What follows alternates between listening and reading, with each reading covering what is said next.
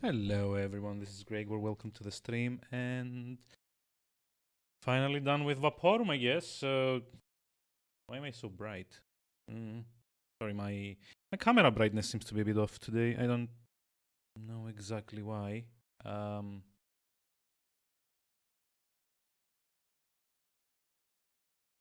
monitor stand seems to be a bit off. Yeah, that's like a nice look. I don't know, like it looked fine when I set it up like half an hour ago. There we go, much better. But yeah, Vaporum is done. Ding dong, the witch is dead. I mean, it was fine. Like I know I kind of moaned about it a whole bunch, but it was a nice game. It was fine. It was interesting in some ways. It was definitely flawed in a lot of other ways. But I still did enjoy it, so I couldn't like really complain. Like the only thing I maybe not um looking forward to is at some point going back to Vaporum and just like, getting the achievements and stuff. Um, I would kind of like to do it, but I also kind of dread the moment that I have to play that game again like 2 or 3 more times, I think. But yeah, since game one is out of the way, we move on to the second one, which is the House of Da Vinci. Let's see. There we go. By Blue Brain Games, who, like Fatbot, the Vaporum creators, are also from Bratislava. This also came out. Oh, it's like a bit loud. Hold on. Just like lower it a little bit. So this also came out in 2017. If you've played any of the Room games, or I don't remember any other ones. I'm pretty sure there's a lot of. I don't want to call them clones because it's an interesting kind of game, and it certainly existed a lot earlier than The Room. But let's call them The Room clones for just like, for brevity's sake, and because The Room is kind of like the series that is the most well known about this style of thing. So if you've played any of The Room games, this is gonna seem very, very familiar. It's slightly more story oriented than this, but otherwise it's pretty similar. You get the same kinds of contraptions that you can examine from multiple angles, and there's this little weird kind of almost Rube Goldberg-ish machines where you trigger something at one point and then that kind of activates something on another part of the contraption, and it's very interesting to look at. So, full disclosure, while I'm normally doing games that I haven't played before for these kind of like challenges, I guess. Wait, scroll lock? Yo, dumb. Sorry. That was annoying. While I generally tend to try and play games that I haven't ever played before for the challenges, this one I've played and also kind of completed 100%, which isn't that hard because it's a linear thing. In fact, all of the achievements are kind of for finding specific collectibles in certain parts of the game. But generally, the game is very much like The Room. In fact, I think it also had the same kind of initial trajectory is the right word for this. It kind of followed the same steps as The Room. It was first kind of an iPad game, I think, and then they got successful and started porting it to like various different systems, like Android, PC. I don't know if there's like any console versions as well of The Room. But anyway, this is kind of like The Room in more ways than one.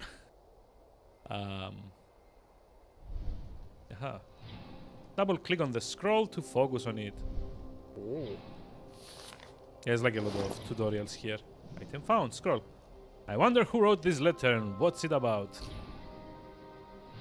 And if you see like the controls having like this like drag and kind of swipe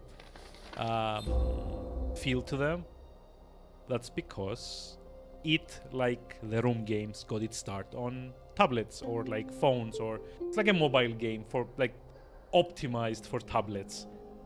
Having played the first room on iPad back when I did own an iPad, it actually works quite well.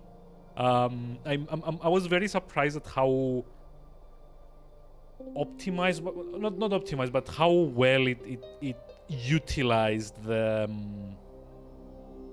platform that it was on. That was the room. I haven't played this one on a tablet, so I wouldn't know. But again, it's like if you see, it's like a lot of very similar, aesthetics, mechanics, interaction types. There's like a lot of swiping. There's a lot of gestures that would make more sense if they were being done by touch on like a touch screen or something. So yeah, you're gonna see a lot of movements that are kind of like taking things off of other things and kind of like swiping, dragging. There's a lot of emphasis on zooming into specific details on parts of the puzzles, which is also something that they could actually do by just like swiping with two fingers on like the multi-touch screen of like an iPad or something. But yeah, that being said, I remember almost nothing of the puzzles in this game. I played this mid 2020, I want to say, or like start of 2021 maybe. Took like 5 or 6 hours without using guides or anything, which is decent for a puzzle game of its length. Like, I think if I were to remember all of the puzzle solutions, this would probably be an hour long. On the off chance that I do remember them, I still have the next game on the list, which is Gomo, to fire up after this. But I probably don't remember a lot of the stuff. So, let's see. Dear friend, I am sending this message to you through a trustworthy messenger, as events of recent days do not allow me to meet you personally. For a long time, I have been working on an extraordinary invention. By the way, this font is very hard to read. It is so significant that it goes beyond everything I created before. On the one hand, the machine fills me with pride, but I am also fearful lest the invention fall into the wrong hands. I don't know that Leonardo da Vinci sounded like this, but in my head now he does. This is the reason why the entrances to my house are well secured. This is my plea to you. Gain entry to my library, where you will learn more. In the mailbox, you will find my new optical invention, which I have named the Oculi Infinitum. I don't know why I said that like dramatically. I was kind of like very Marvel-ish, kind of like, hey, true believers kind of thing. Love it. I know you well, and I am convinced that you are very gifted. I mean, maybe. I'm sure you will discover how to use it. It's like basically like a full letter for the game to tell you, here's this shit, figure it out. Right click to zoom out. Yes, this is a tutorial. Double click on the entrance to the left. Yeah. I know this place. Wait. I know this place. It's an entrance to the master's house used by servants. Mechanism must be a bell. It looks like its upper part can be turned. Yep. See, again, like there's this turny, draggy kind of motion.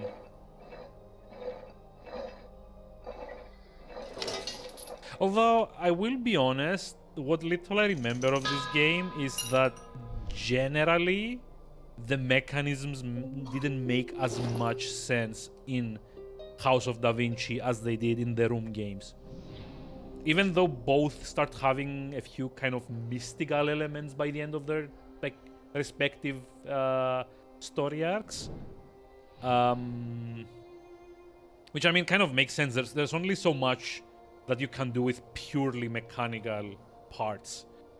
At least in like a game setting. Check the mailbox. Okay. More key. Hey. Key plus plus. Woo. Complete the key. Okay. Yay. Tutorials are the best. Look for a place to use the key. Yeah, this is like more or less how we solve most puzzles. And yeah, like the movements might seem a bit extra for something that you play on the PC, but like I said, you need to think of this as a mobile game that kind of make the jump to the more mainstream. Or like mainstream is maybe not the right word for this. But yeah, basically the Oculi Infinitum is like an X-ray thingamajig most of the time. I'm pretty sure eventually it allows you to see other things as well, but for the most part, it just allows you to kind of like see the inner workings of certain mechanisms. Oh no! Power go boom.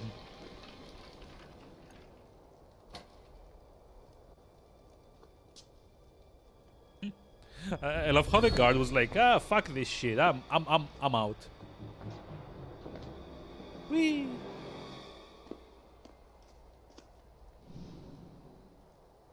Oh, damn, there was like dialogue. Sorry about that.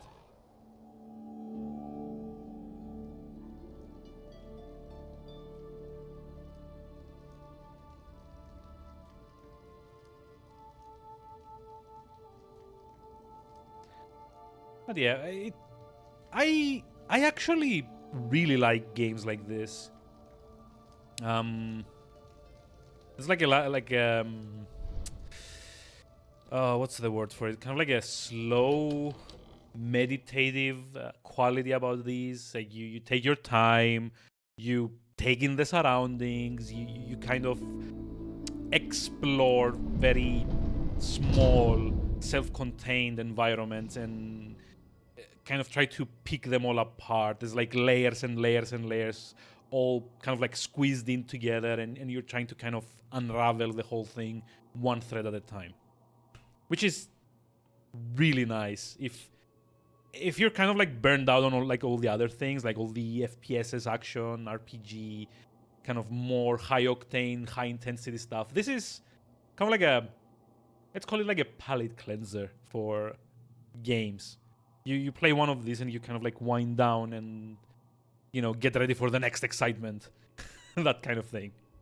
Okay, let's see. The Master's Library, where he seeks inspiration and gains knowledge. I don't know why I sound like this.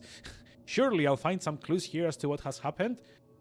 Maybe I'll find like a better voice.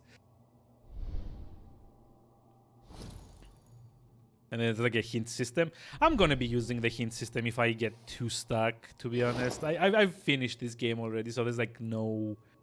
I'm not like missing out on the wonderment of puzzle solving on the second time around. You now find yourself in a library that, with its solid walls, protects the wisdom gathered here for centuries. I am being pursued by dangerous people, and this is the only place where I'm able to find peace and inspiration. So hold on, because my monitor is wobbling for whatever reason. Sorry about that. Let's see. This room also... But yeah, this is what I said about the fonts. This looks like an H, but it also looks like a B. So it's like this room also bides a passage or like hides a passage. I mean, from context, obviously it hides a passage, but this is why you shouldn't overly stylize your fonts in games. Yes, something that looks more handwritten is better for the let's call it verisimilitude, I guess, or like the immersion. But it has to be legible.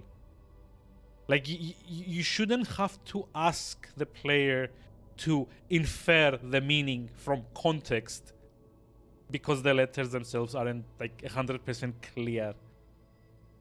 This is like usually the trap that a lot of these, well, period pieces, I guess, like more medieval-ish games kind of do.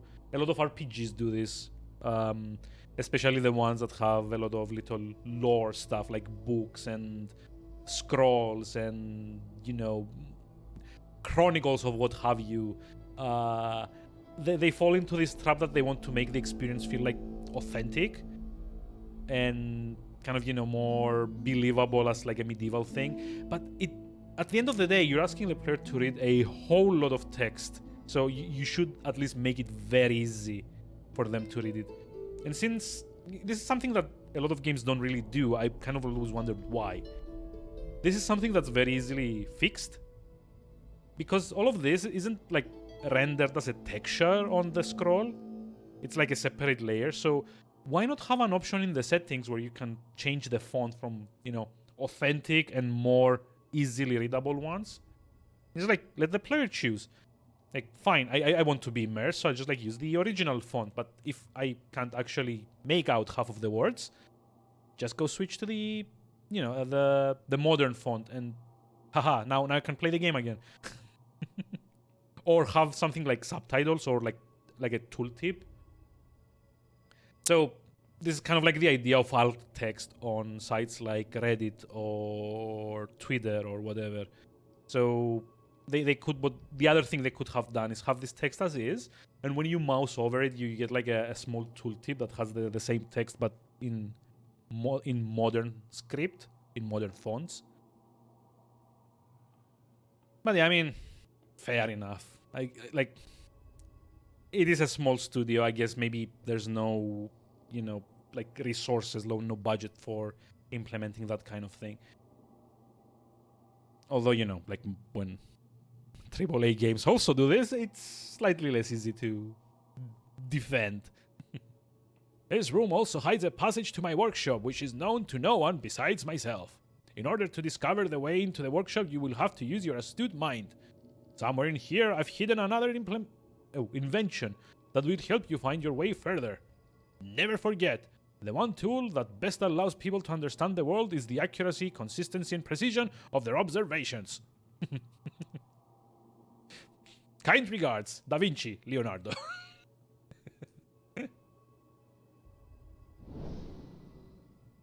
As I thought, the master has hidden something which might help me. I must keep my eyes open. Hehe. This is like one of the annoying things, though, that the room did a lot better than this game. I remember playing House of Da Vinci, and one of the biggest annoyances was there's a lot of stuff that basically amounts like down to kind of like pixel hunting. Where there's like, for example, there's like an interaction on this object, and you kind of have to more or less run your mouse over and over and over everything until you find the one spot that's slightly different of like of color. Like, for example, I'm pretty sure we need to probably like place something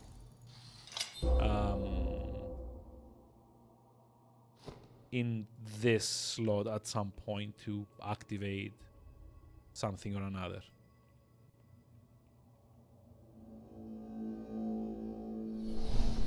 Yeah. What is this? And by the way, you can probably play most of this game with this stupid filter on. Isn't that fun? A keyhole.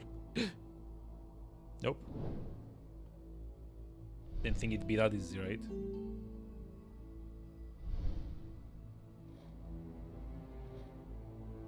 Okay, we're like missing a couple of pieces actually. Madness. What is this contraption? It's like the statue's like, ugh, this guy again. It's like, poke his eyes out. Come on. Open. Let me pick your head a little bit. That's kind of like obvious what you need to do. It's kind of nice. Like, it doesn't hold your hand all the way after the tutorial, but the puzzles are... Like, I remember thinking this when I played the game for the first time. There was a very... very gentle slope on, like, difficulty curve, I guess.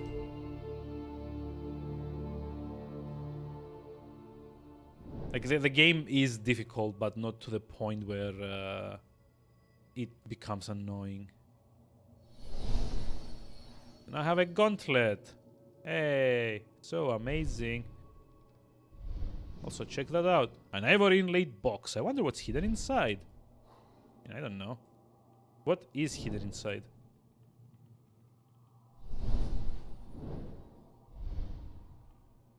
So can I just say I love the texture work on like a lot of these. Like the wood texture is uneven on the box. And even though the shading might not be, you know, the best, it's also like really well done. Oh, wait. I think I need to... Ah, yes. Click, click. Fine wooden ornament. Okay, so I think this goes here.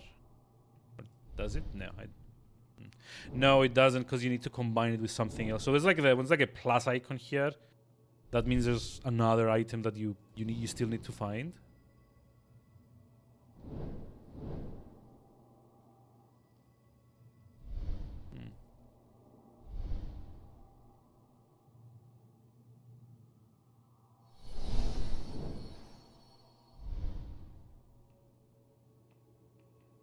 At least I think that's the case.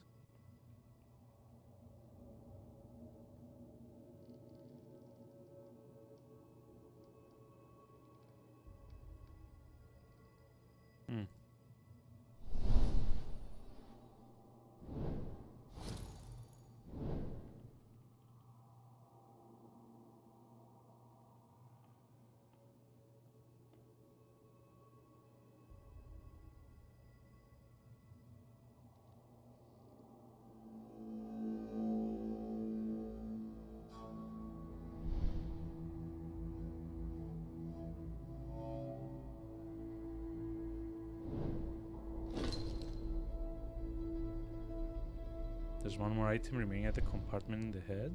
But didn't I pick it up already? Oh!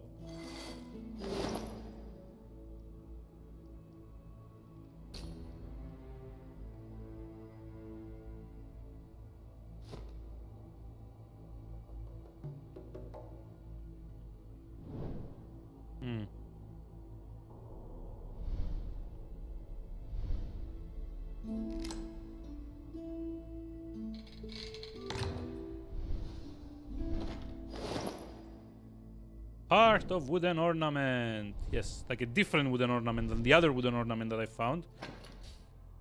Oh yeah, hold on. Click.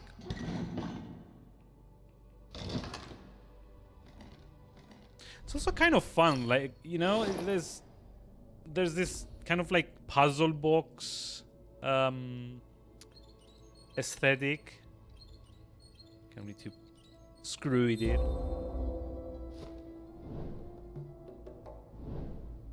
Let's see, I think... Oh, never mind. God, where did the wooden rose go? There's a thing here, maybe? More puzzles! It's like one of those like memes with, what's his name? Snoop Dogg, I guess. I was like, yeah, dog, I heard you like puzzles, so like we put puzzles in your puzzle so you can like solve while you solve. or something like that. I'm not very good with memes, obviously. I'm like over 35 at this point, so I feel this is the time that I need to kind of like transition from memes into, you know, dad jokes or something. Oh, right. Okay, hold on.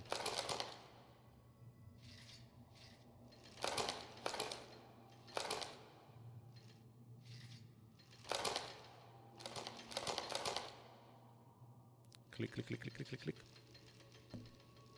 I actually feel that these games would be very fun to play in VR, you know? Like, you get the whole contraption in front of you and you can manipulate it by hand. Or, you know, at least you can sort of appear to be manipulating it by hand.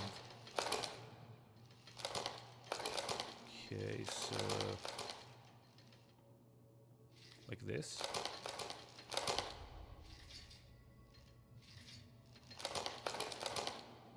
Never mind. Never mind.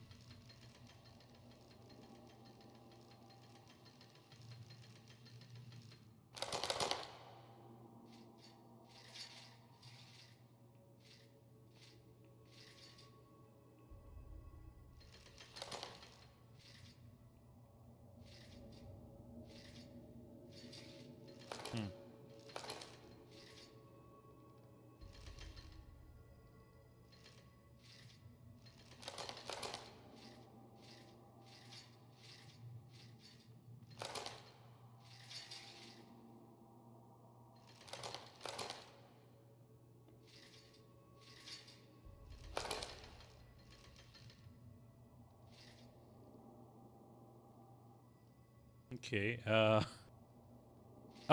Oh, yeah. You're right. That's probably better here.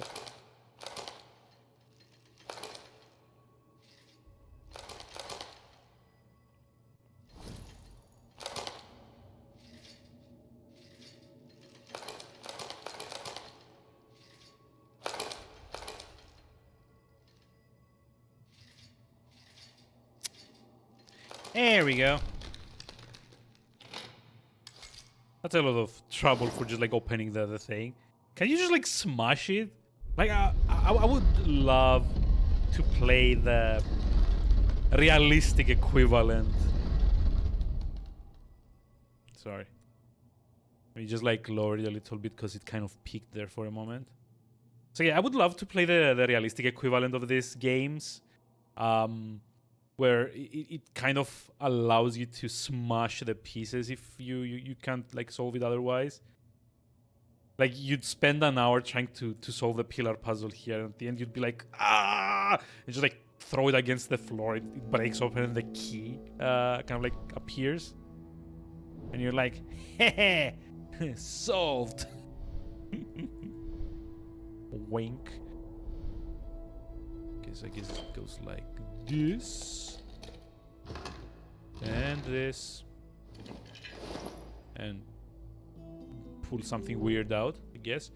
This is gonna be like 90% of the puzzles in this game. Something opens and something weird comes out. Oh, wait. Probably need to adjust it. Now it fits.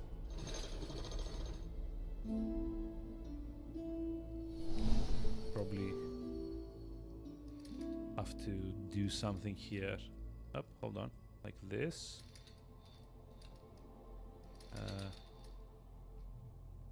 And this way. Classic light redirection. We did something like this in Vaporum yesterday. Wait, not yesterday. On Sunday. You know, with the slight difference that was way more boring.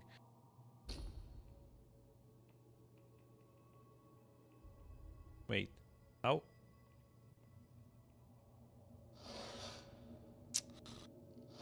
Okay, I guess. Best book ever. I knew you could do it. The following lines are for your eyes only, which is why I hid them in this secret place. Our enemies pose more and more barriers to knowledge, wanting to know more than they are able to understand. You have proven you have an open mind and deserve to see that which must remain invisible to the eyes of others. I leave you with my last invention. I name it the Oculi Tempus. Sorry, I can't like help not doing the voice. I'm really sorry. The Oculi Tempus, okay. It will allow you to look into the past and help you in your search for the secret passage to my workshop. Get it? The secret passage to my workshop. It's like, this can be easily like taken as innuendo. Like he wants you to find his secret passage. Watch for the unusual, perceive the extraordinary, keep your mind awake and your eyes opened. Until next episode, true believers. Also, yeah, I have no idea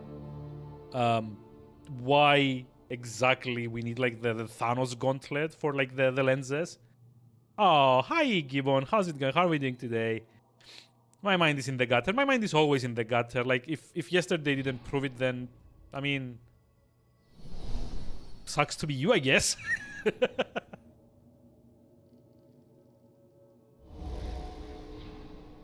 Try to retrace the geometric shape as accurately as you can. Yes, this is another one of those, you know, made more sense in like the tablet version of this.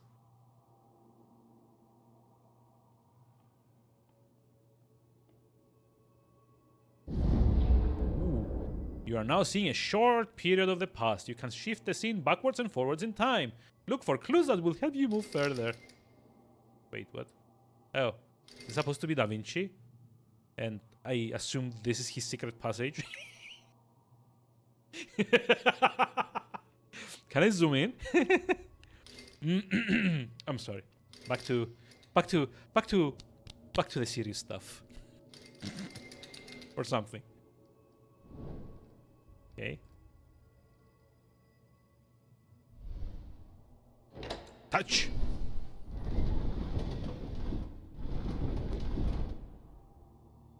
This is very...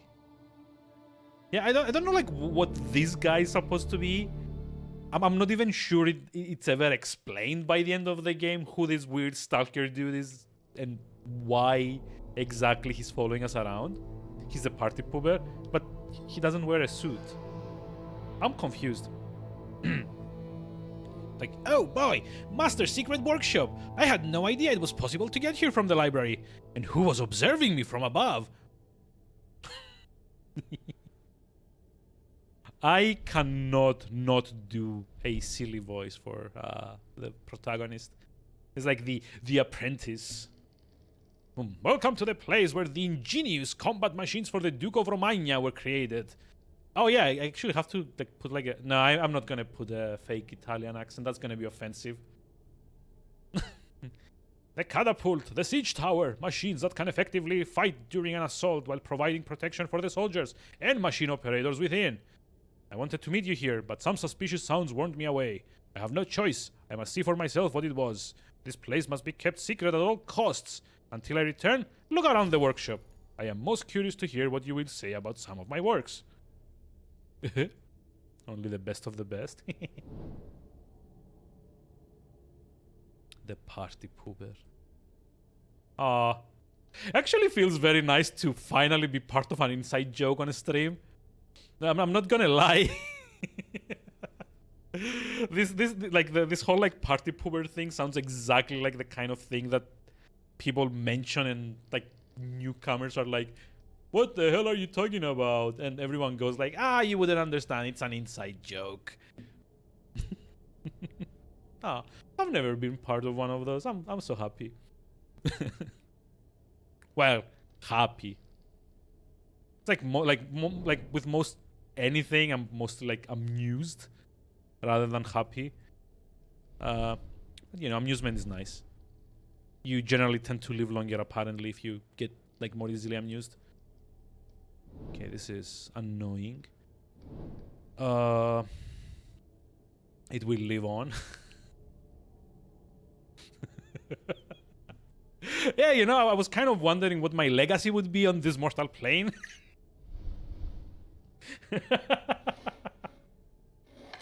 So, yay, I guess. Okay, so I think we just need to activate everything. Yeah. See, this is unfortunately the problem with this game. Whereas in the room games, you more or less always have a general idea of what it is you're trying to activate. In House of Da Vinci, as far as I remember from the last time I played this, the entire thing is, here's a cool toy. You need to figure out how to make it tick. And then when you're done, you kind of like throw it away and move on to the next one. Which, I mean, is fine. But I don't know. I feel it's way more satisfying that you kind of figure out a sequence of events and activations, if that makes any sense, rather than just oh, cool toy. Oh, okay, I'm done with it. Throw it away. Oh, cool toy. What a throw it away as well, and go on and on and on.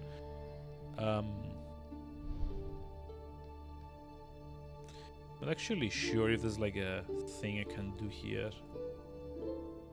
Also, it's a bit annoying that at least in like the room games, and I'm going to bring a lot of comparisons. This is like a good game. Let's just get this straight from the start, because I've been told that apparently I whine a lot during my streams. But no, there's like oh, hold on. Just like open these.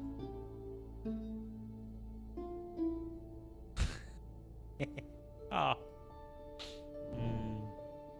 I'm just kidding. But I know I do tend to focus on the negatives way too much when I stream stuff. It is something that I actively try to stop doing. Oh. Wooden wheel. Yay. Okay, this goes here? Nope. Okay.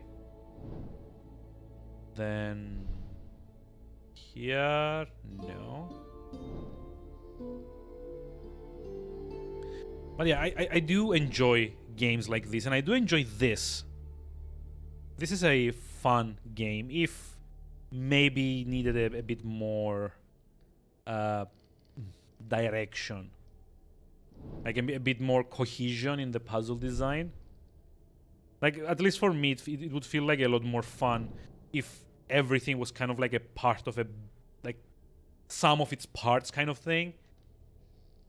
But yeah, it's a good game. I enjoyed. I already played it once to 100% completion, and I'm doing so again for your benefit. So clearly, I don't mind this game at all. But yeah, this is like something I'm generally kind of bringing up a lot of comparisons between this and the room games. And to be honest, I mean, it's to be expected, right? They're both kind of doing the same formula with slight alterations here and there. So there's a lot of easy comparisons to make between the two, right?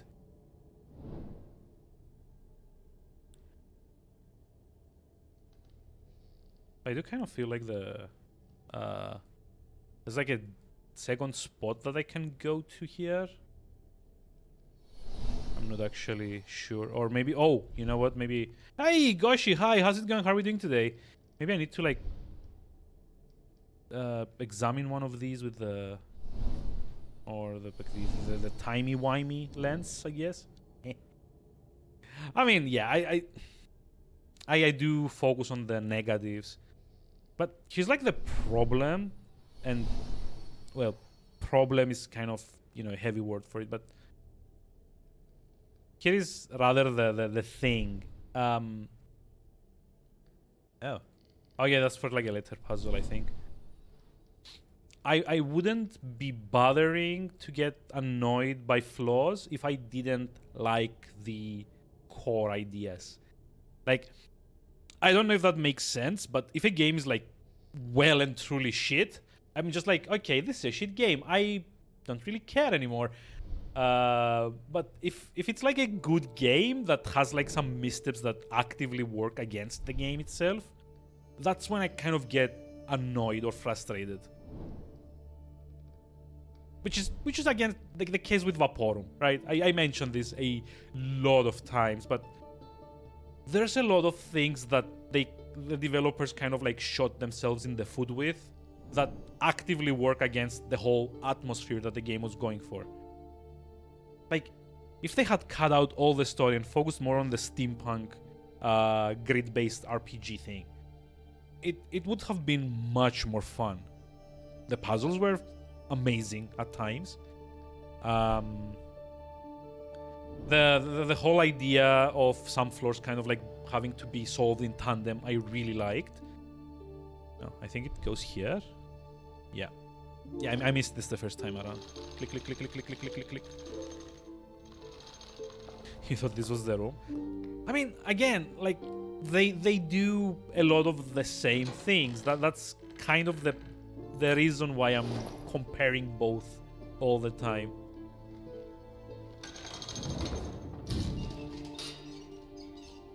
It's just that this one, they didn't put as much work into the logistics of how all the mechanical contraptions work. Step by step, I'm doing something or another. But yeah, now we get the ability to move to different parts of the scene, which is something that the room itself didn't really do until the second game, I think. Also, these are the collectibles. If you care about achievements, these pieces of paper are what you need to collect. I think there's one in each chapter, and mostly they're kind of hidden in plain sight kind of thing. Like, you can see them in the scene, but maybe it's a bit too dark and you can't make it out at first, or there's like a piece of paper kind of like very sneakily fitted between like two books or behind a shelf or something. There's a lot of that. So let's see. When I first encountered the Duke Borgia, I was amazed both with his intelligence and his cruelty he knew how to wield. Oh. Okay. He could not perceive any obstacle to his ambition. With the honors and the authority which he bestowed upon me, I could have foreseen that our bond would be very difficult to break. I just can't get him out of my mind. Kiss me, damn you! Damn Duke!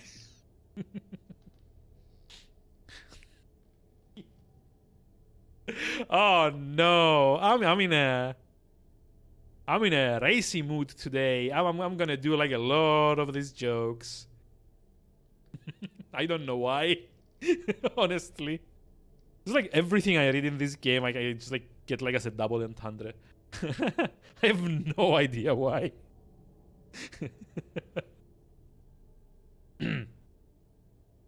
I created for him a mechanical toy.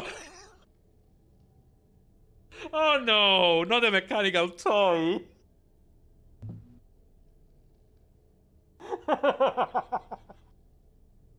A massager. Oh, what's in this coffee? I'm not usually that overt in this stuff. Usually slightly more subdued. Oh god, like I've got like a headcanon now. That like Da Vinci and like this Borgia dude had like a thing. Da Vinci made for him like mechanical toys. I created for him a mechanical toy built into the globe that perfectly represents his soul. Oh yeah, it has to be a sex toy, right? It has to be a sex toy. God.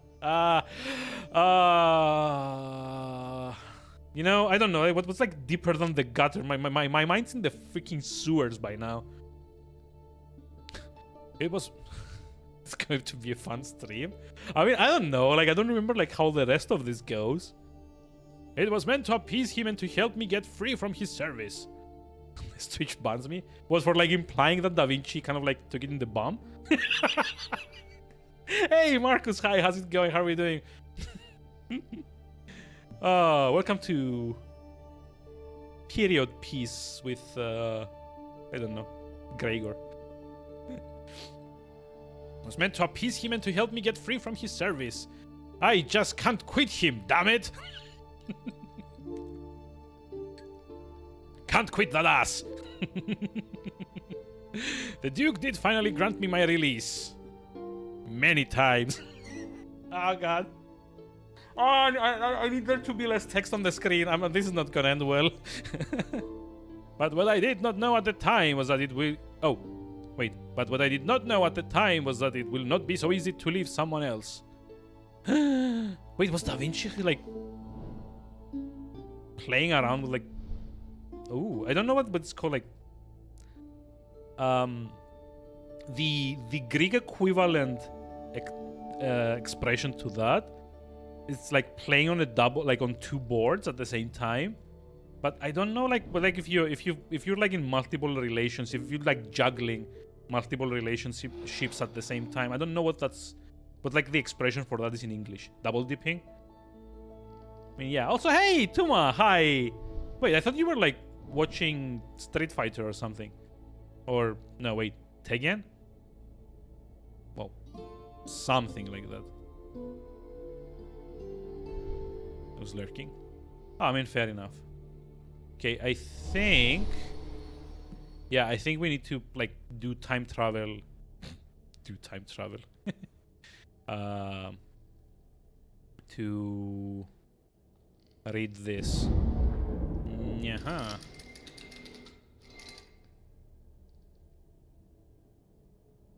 Sidus Terra Lapis Ignis. Oh, wait, no, I think I remember how these goes. Or not. Anyway, I guess we need to check the globe first.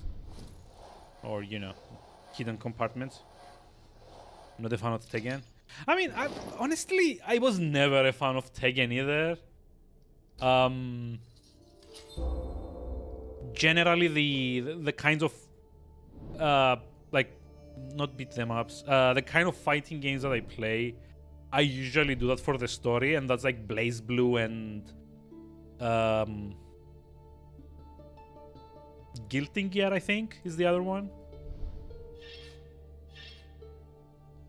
Oh, hold on, this one. Wait, no? Oh, wait, do I have to adjust this as well? Small metal part. Oh, maybe I need to combine it with something. Because it does look kind of like something I need to put in there, but... Spin the thing. I do have to... Oh, okay, I have to align it, never mind. So there's... I think we need to do like the two white triangles, yeah, there we go. Aha! Metal object in the shape of a sun. Just, why not just like call it like something like a sun medallion or something?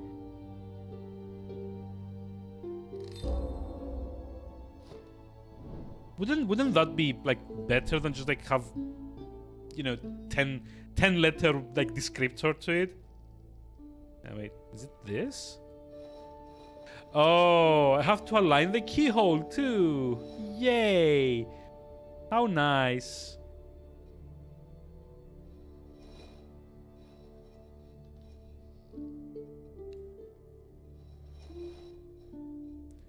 We need to go back to like the Da Vinci butt sex.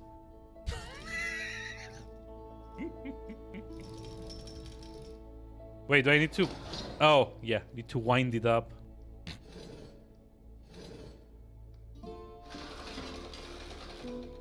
Wait, what? Oh, no.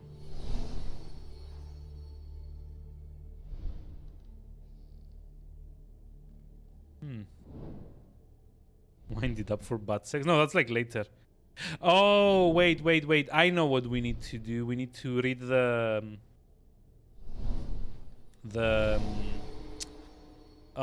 thing here. Like there's like the list of stuff that we need to read. I don't know why they made it so that you had to redo the puzzle. Sidus terra lapis ignis.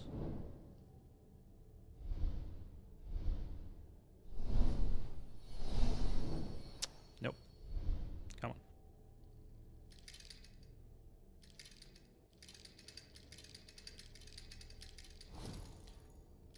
It's like a D.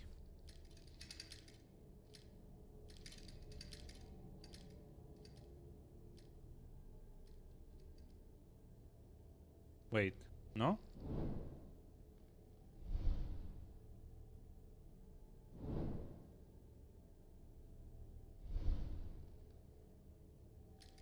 Huh.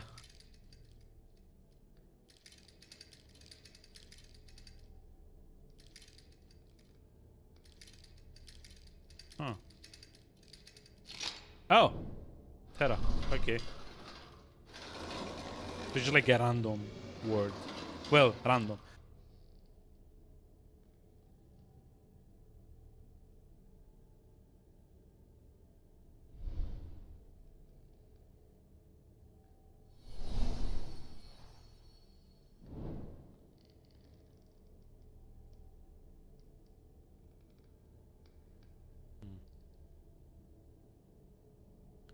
So how do we open these?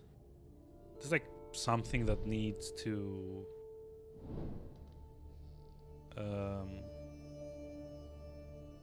don't know, there's like something that you need to calibrate or something to make this thing rotate.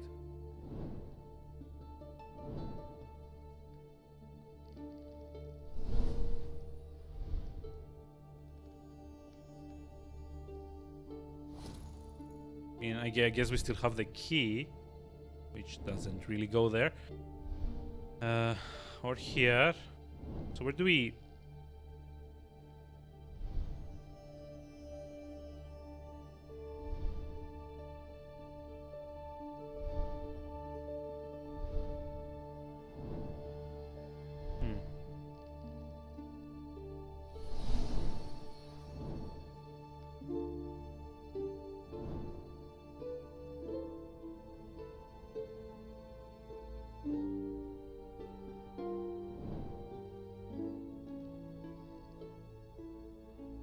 Okay, I'm not sure what I need to do now. If you look more closely at the closed ring on the lower left of the...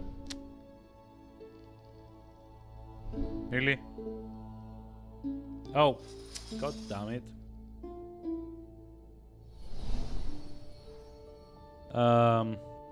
It was like Sidus Terra, Ignis, and oh god, I forget what the other one was.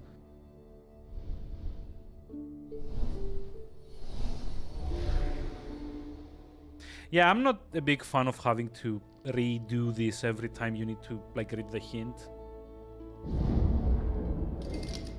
Sidus Terra Lapis. Like it's like Terra was one, Sidus is top. So this one should be Lapis, right?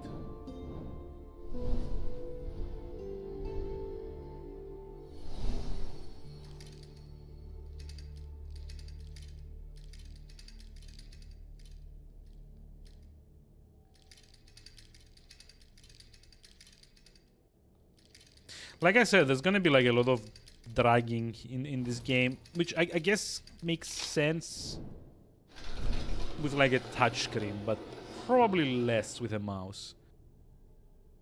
Because with like a mouse, you usually do like less controlled, but like, sorry, less wide motions. There should be Sidus or Sidus or something like that.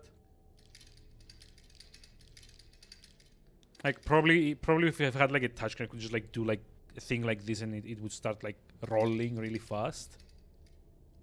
But with the mouse, it's more precise, but also a bit slower. Let's see. Click. Yay. I also like that you don't have to align the letters, 100% like exactly. A lesser puzzle game would probably be like tempted to. Oh, wait. Okay. A lesser puzzle game would probably be tempted to have a thing where you also have to align them very, very precisely in the frame. And honestly, it would probably make it much more annoying to solve. Because, it's not very fun trying to align stuff, pixel perfect. Oh, wait, not Ignis, not Ignus. Hold on. Ah! Solved! The smart brains today.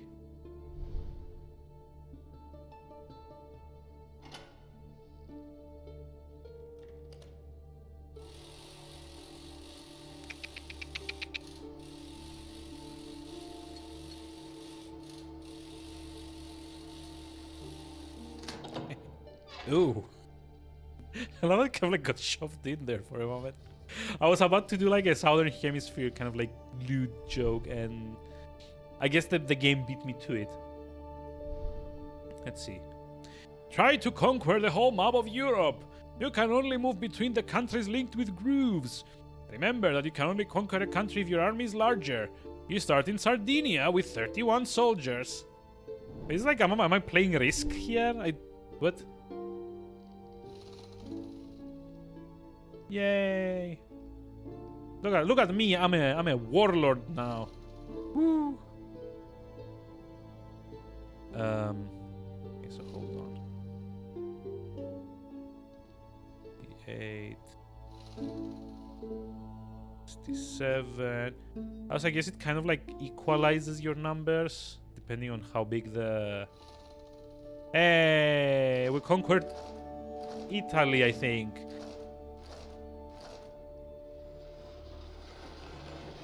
I mean, this is like a clever puzzle, more or less. Like not the most amazing one, but it's kind of neat.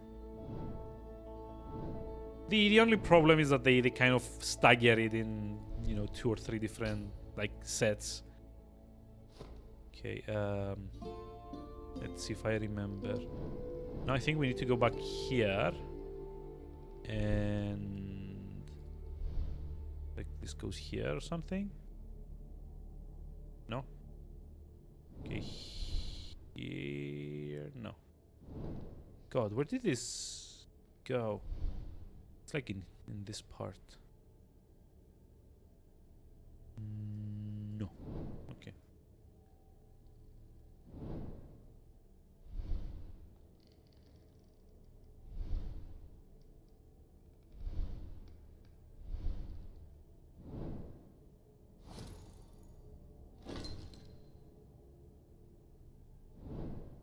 Oh my god, come on. Really? It's this thing?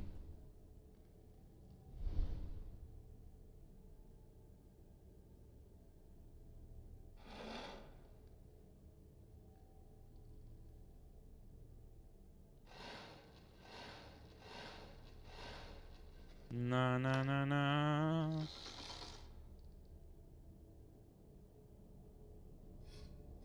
No. Okay, guess I need to free the cog out.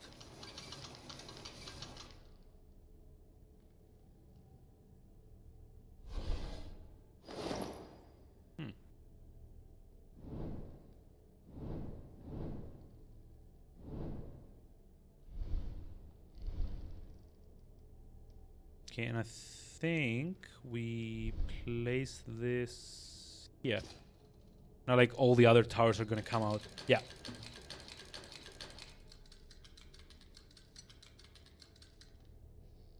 Whoa, phase 2 of the puzzle. Success! Italy's yours. However, you now face a new challenge. The territory is located to the north and east of Italy. Blah. Prove your strategic thinking and conquer these territories into your kingdom. I mean, conquer into isn't really like a thing, I want to say. But, you know, fair enough.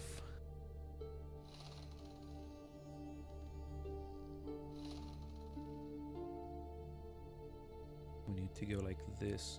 So like the end goal is to get like more than 500 to kind of conquer this part. I think it goes like this.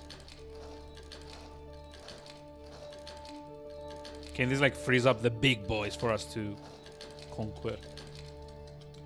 You know, I'm kind of curious though. Like, does the puzzle solution to what I'm doing right now actually correspond to some kind of like historic set of battles? I'm not that big into history, so I wouldn't really know. You are doing well, and you show the abilities of a great commander. Yeah, I'm playing Risk. I'm just like, you know, Alexander the Great. Woo.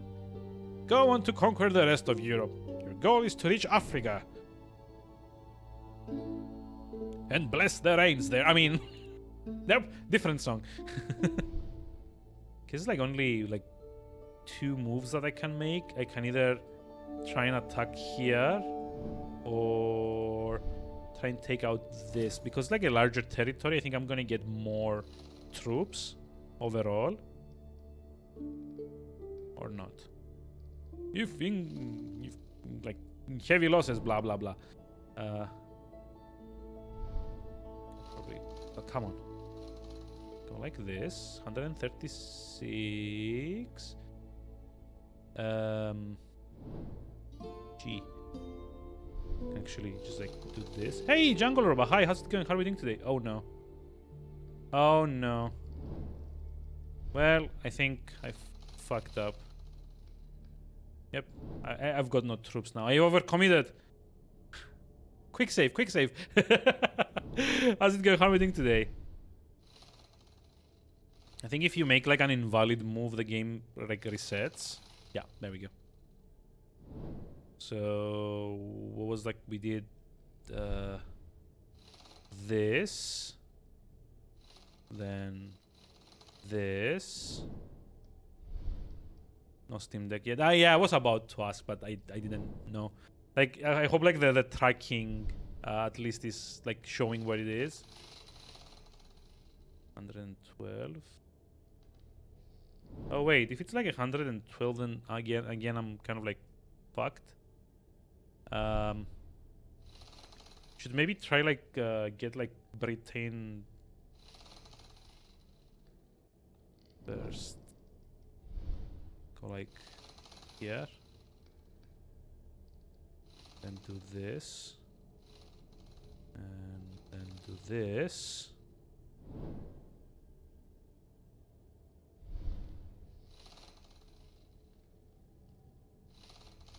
I mean, if it's still like showing like movement, then again, hopefully by tomorrow you get it. 377.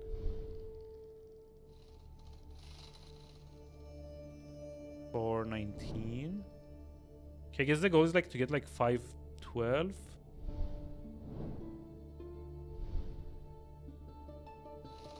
Go like this. Get this. Go like this. Nope. Screwed. This isn't right either. We still don't. Well, just like go back. There's no stops. Oh, I mean, that's actually better. Like, I'm always used to, you know, having like multiple stops because of like where it's starting in Netherlands and how it's supposed to end up in Cyprus. It's quite the distance. 21. 34. Like this, 325. 357.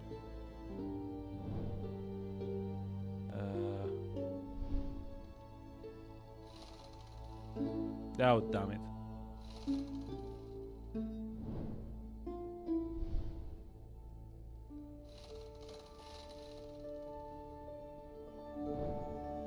Yeah, no, I'm locked again.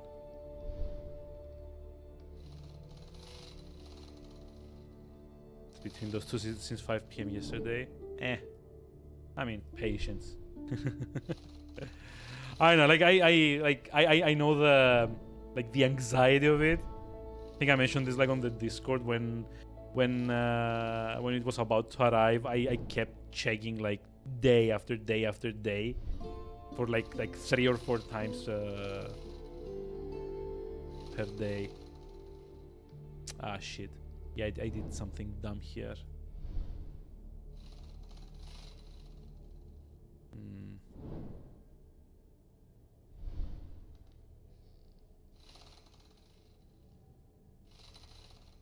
Okay, I think the correct order is to get north, grab is like Scotland. This is or like Ireland, and do this. The estimate does say tomorrow. Well, I'm gonna highlight. I'm gonna like keep an eye out on the Discord to like see the good news. 101. Oh, wait.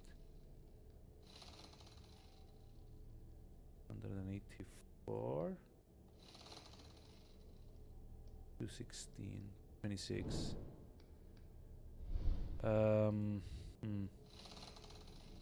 Yeah, this is not it. God, what's like the right combination here?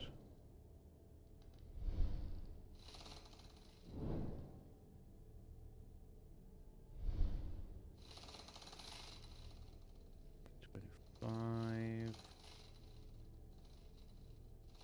Come on. 357. 399. 309. 360. 61.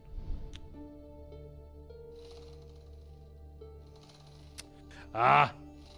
You know, controls. Thank you. Come on. Yeah, just game over. Has to be like a better order to do this.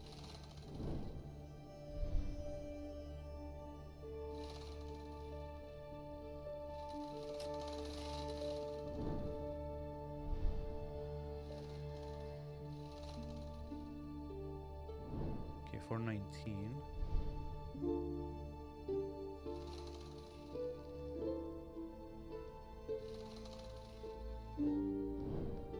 For 16.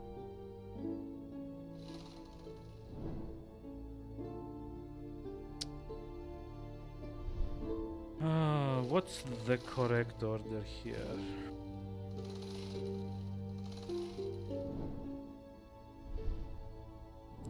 So what if I do it like this? Right?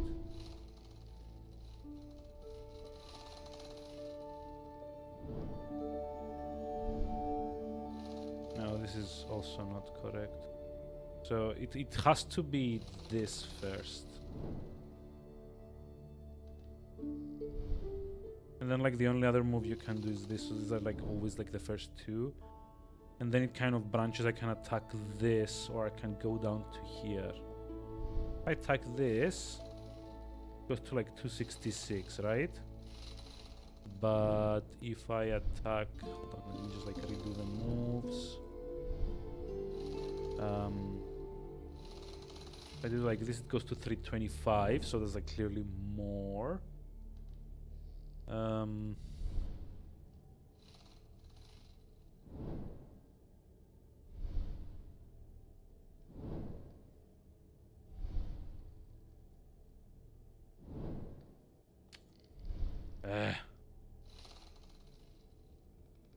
So 101, 136, 168. 210. Yeah, it's like not nearly enough again.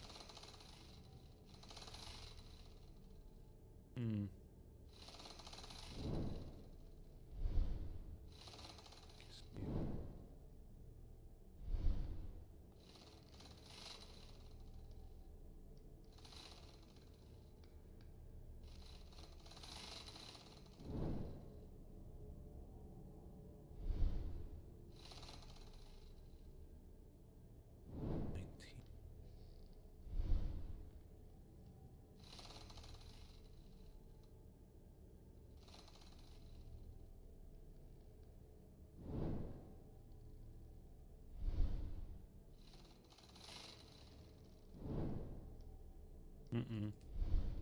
Yeah, I don't really get the logic here, to be honest.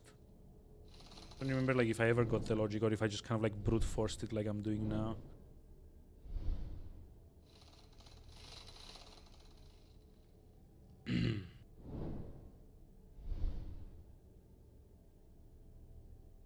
So it's like 1 plus 364.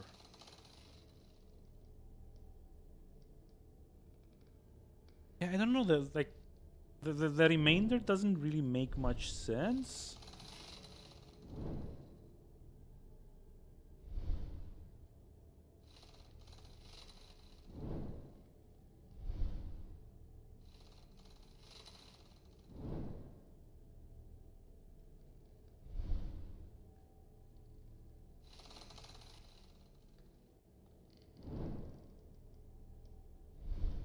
And what does the hint say? I should always attack the smallest remaining enemy force first. Wait, that's the trick? Wow. Okay, so I mean, if that's the trick here, then fine.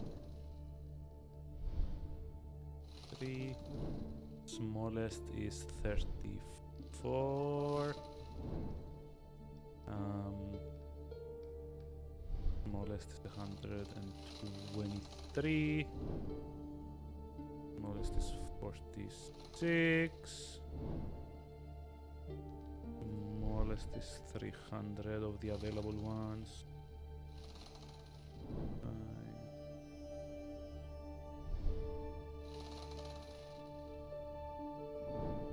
Yeah, but now there's like no...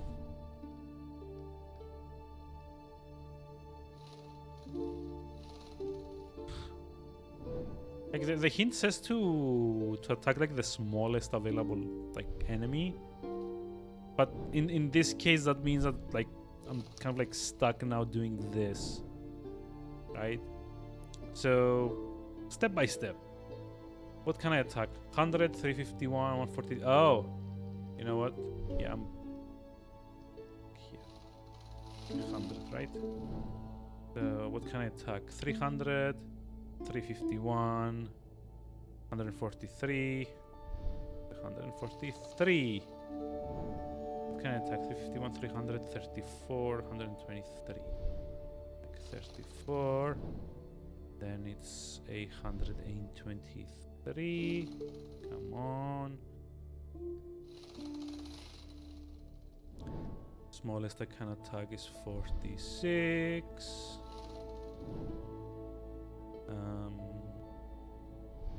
Smallest I can attack is 300, I guess.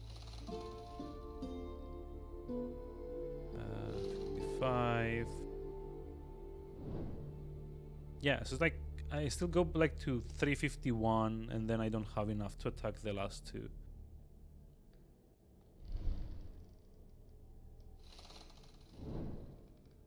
Yeah.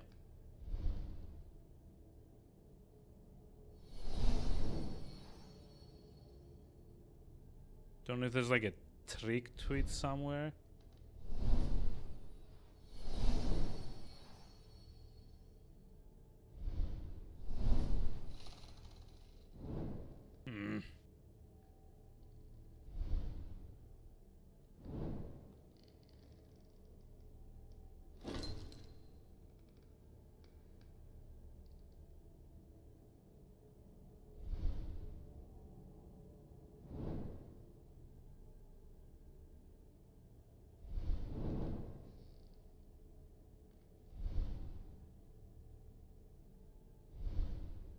I don't know, maybe there's like something I haven't, activated or something.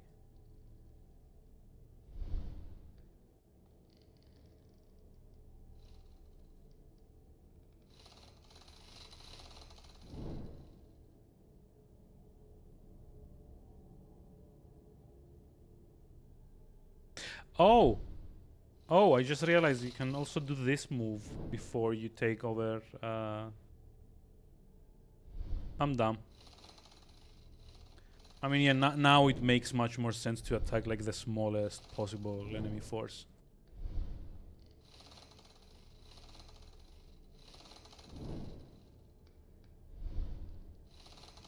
Like this, then like this, and then I win.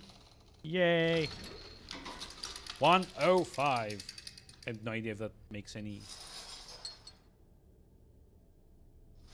sense at all.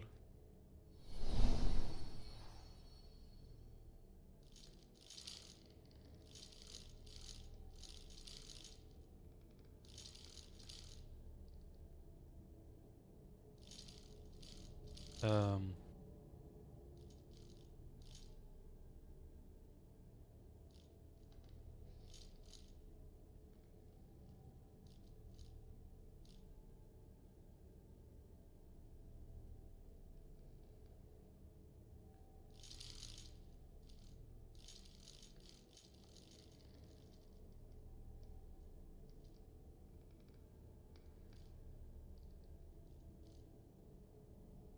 Wait, why can't I rotate this anymore?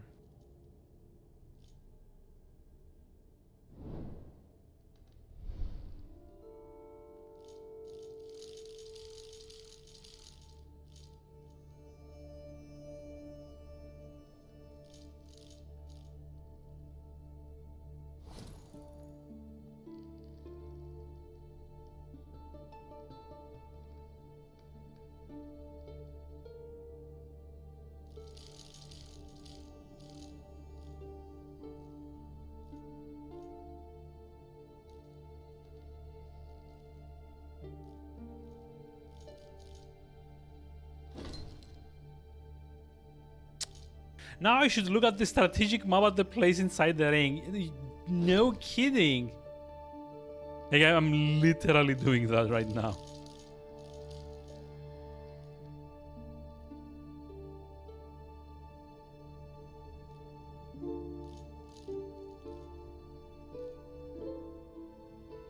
What am I not aligning here? Like, it feels like when I place these at like this angle, the middle one should be able to move. Then again, I don't know. Maybe I need to do the exact opposite, right? Also, it's like the shield here. I assume the shield is what comes out when you're done with the puzzle, right? Oh, hold on.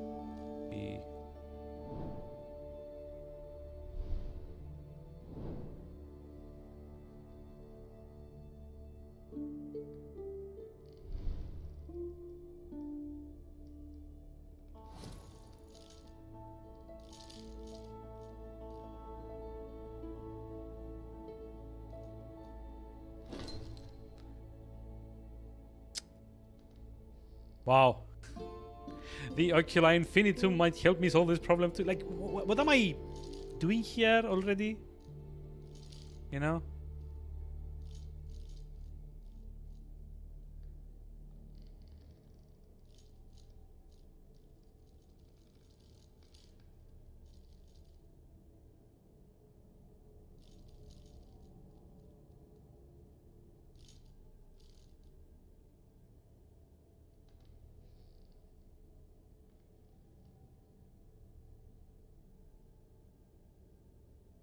Yeah, I think the... oh, there we go. The objective is to get the little drawer free. Okay, so I assume this goes on here, and then you just pull it down. Ah.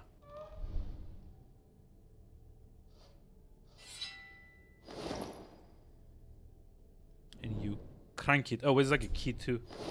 Whoops.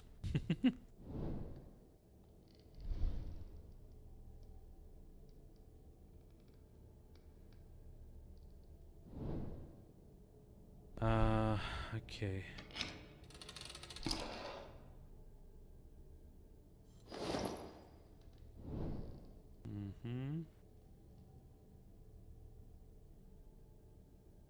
So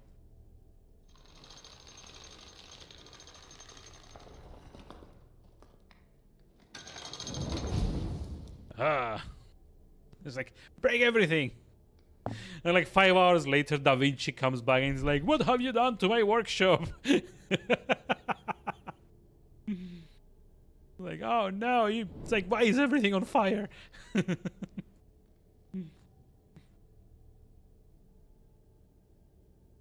And there's me like the idiot there, just like playing with the little like ballista or like catapult, I guess. Proceeds to paint the Mona Lisa and sulk in the corner. Yeah, probably just like whoop the guy's ass. Huh.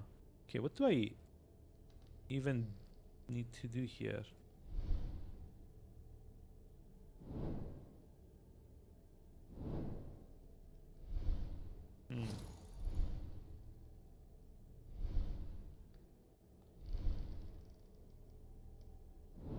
Okay, what? Oh, damn it. Let's see. There's a peculiar lock at the corner of the table. Wait, there is? Wait, this table?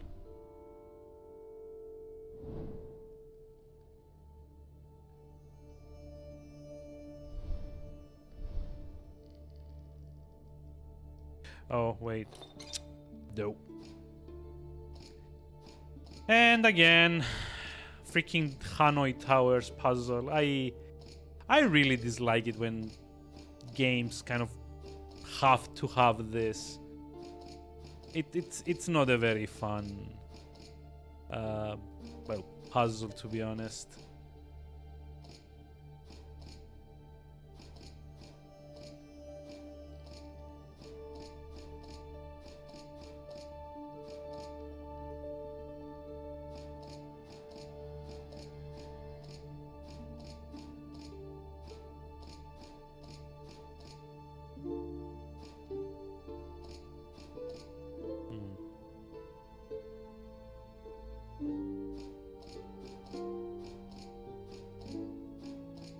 But yeah, I really wish like this, like, you know.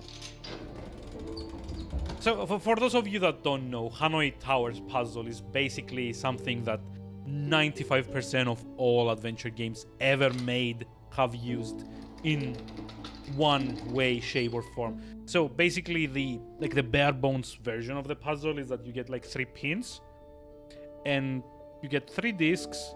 Each one is progressively larger than the other one. So you get like the small disc, the medium disc, and the large disc. And you can only stack discs where the smallest one always has to go on top and the largest one always has to go on bottom. So you can't kind of like stack them in reverse order. It has to go like, you can get the largest one and the smallest one on top of it, but you can't actually have the medium one and the big one on top of the medium one. It has to go in like order of size.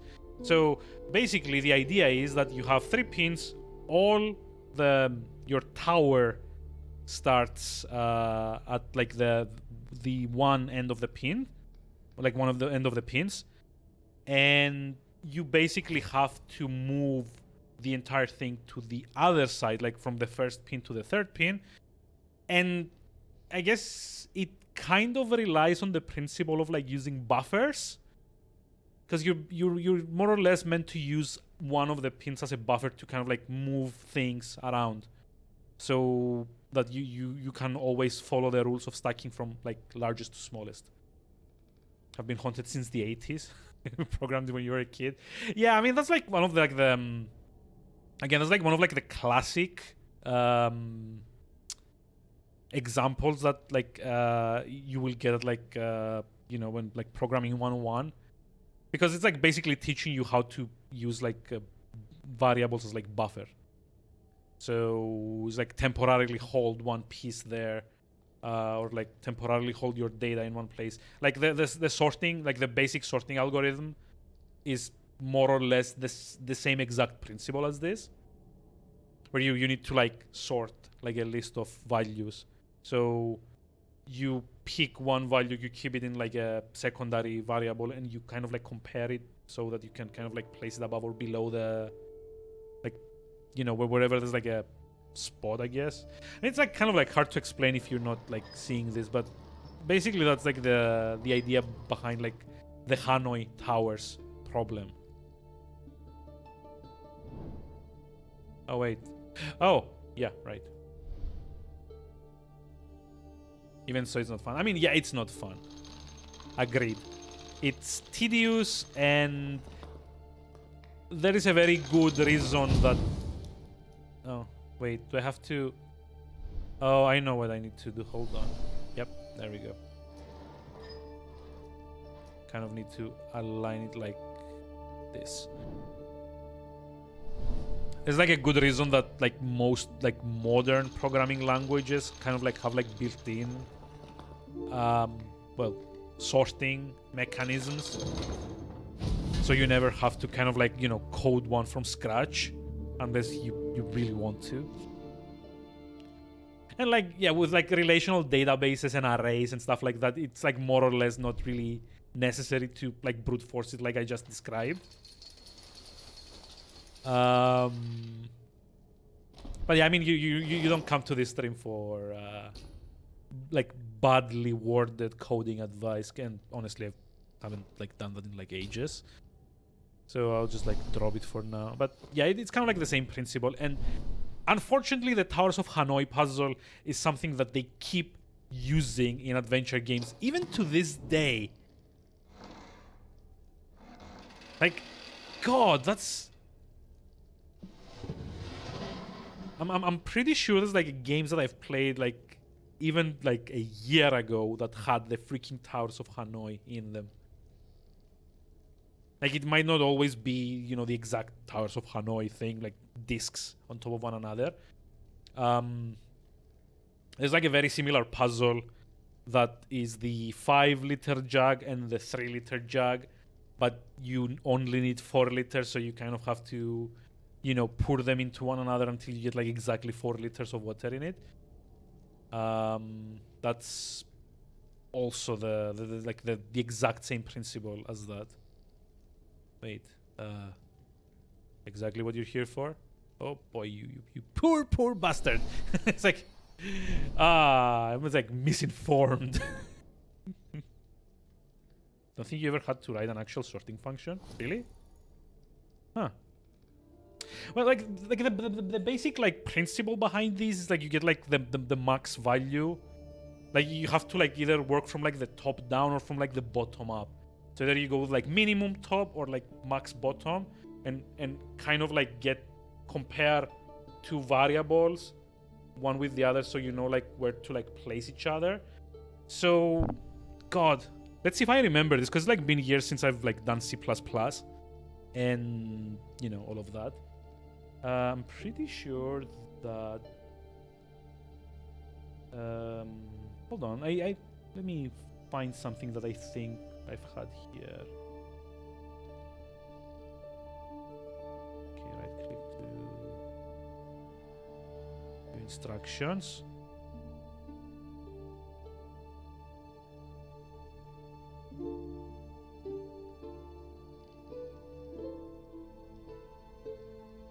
Oh, there we go.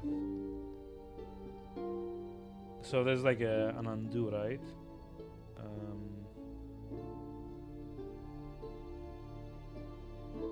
Okay.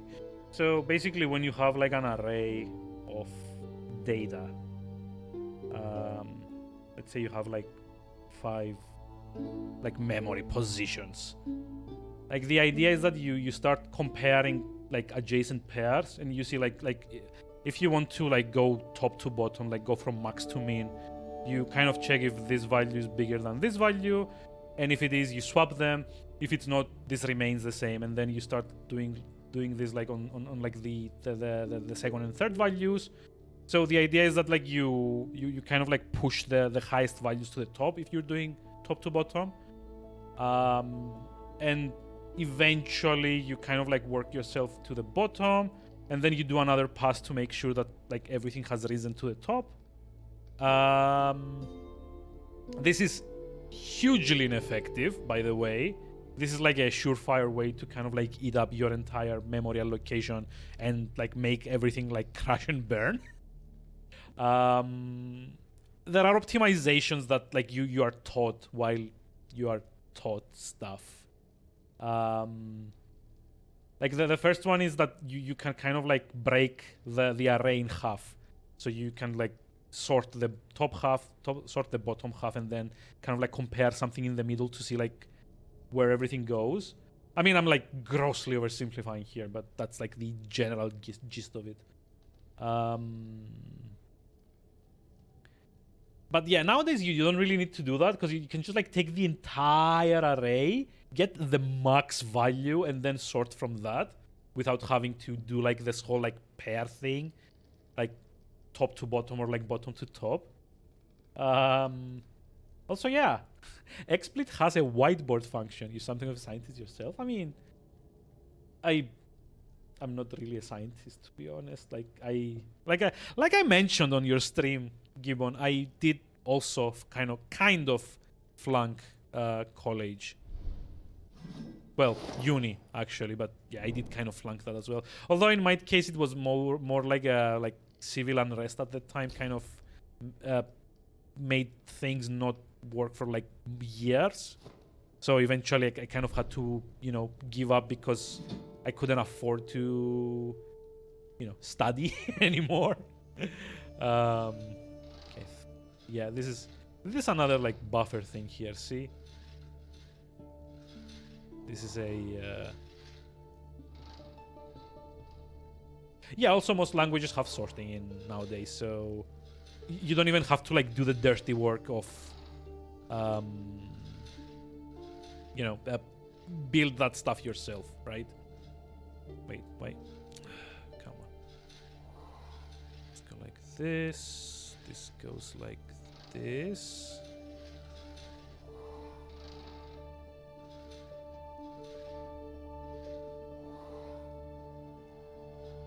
There we go.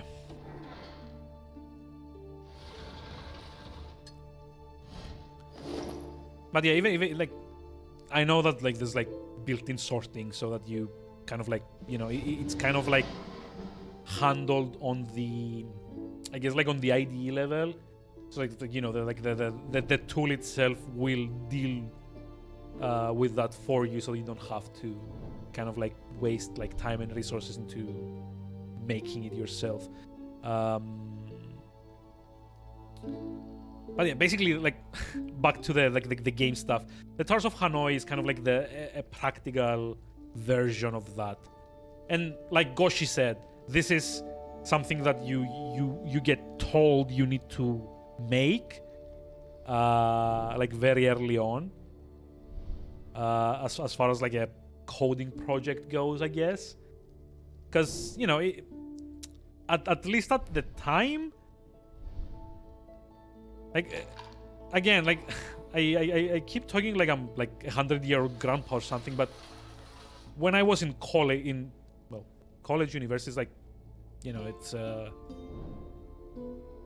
don't know what like the exact term for it is, like, but in Greece and Cyprus there's what's called like technical schools, which is like university tier education. Like you actually do get like a diploma, and you can go on to do like bachelors and masters and so on and so forth. But they're like for just like the more tech-oriented subjects. So it's kind of like hard to translate this into English. But at the time that I was studying, we were actually doing C++ on like these big like Unix machines. Like you actually had to, at the start of every class, you had to like mount a drive, and you had to just like give your account admin access, because they kept you giving us like temp accounts. So we were kind of limited into what we could do until we got like the little kind of like admin rights to be able to like launch programs and stuff, or programs. It was fun. I remember very little of it, like aside from like some basic principles, if I'm being honest. And even those I ended up not using as much. Wait. Oh, do I have to? No. Or don't sort? I mean, at the end of the day, kind of depends on the project. There's like sorting in like when you're like on like the I've never actually learned assembly because that would like take a lifetime to master. But once you're at like the machine level, sorting isn't like it's not like your biggest problem resource wise, but the more you layer stuff one on top of the other, the more your data set grows. I feel like sorting kind of becomes mandatory so that you actually have enough resources and you don't waste machine cycles needlessly searching for stuff, right? Bogosort is the best. Wait, Bogosort? I have no idea what that is. I'm gonna be like honest here. Like anything.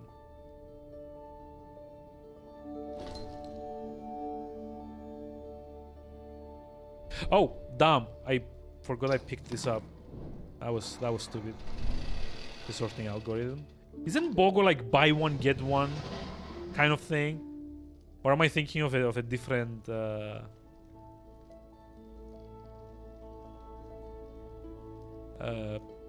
thing?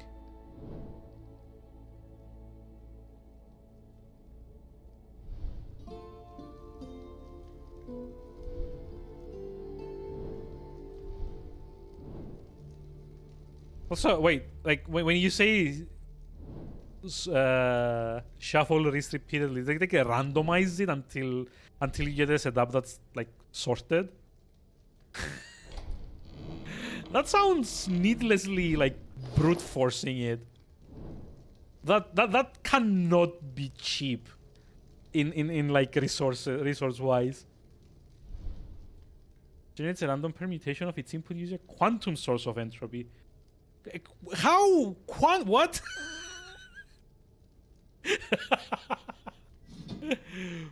I mean, you have to be joking here, right? But like, I find that I'm using like sort your database, otherwise the universe is destroyed and recreated.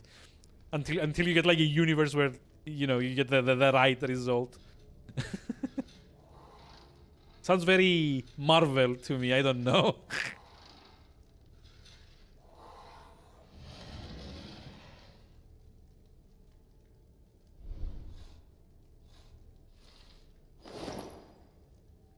Item found. 3-piece object with threaded rod. Oh my god, this is like totally like one of those like sex eggs things, right? It has to be. Like, look at this. Oh, never mind. It's like a bead. Oh, no. Yeah. Okay, I see it now. Ooh. Oh, wait. Continue. I don't know what I did there. I think I may have clicked one too many times. Ah.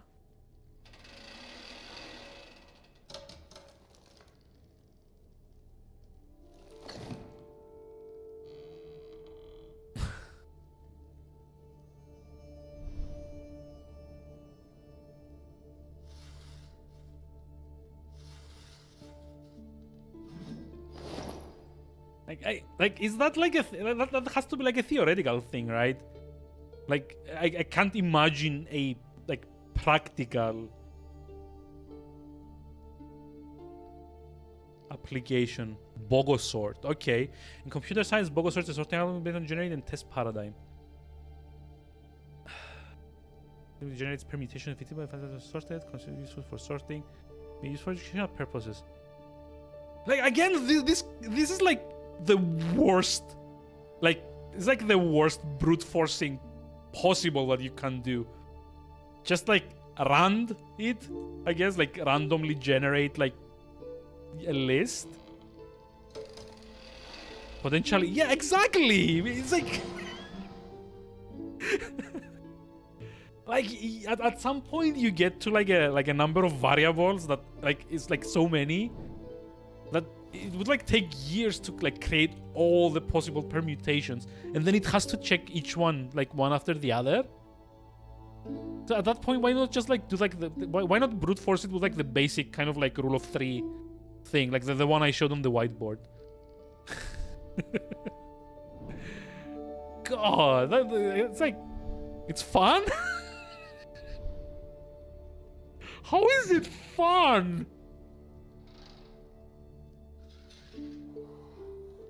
Oh God, like.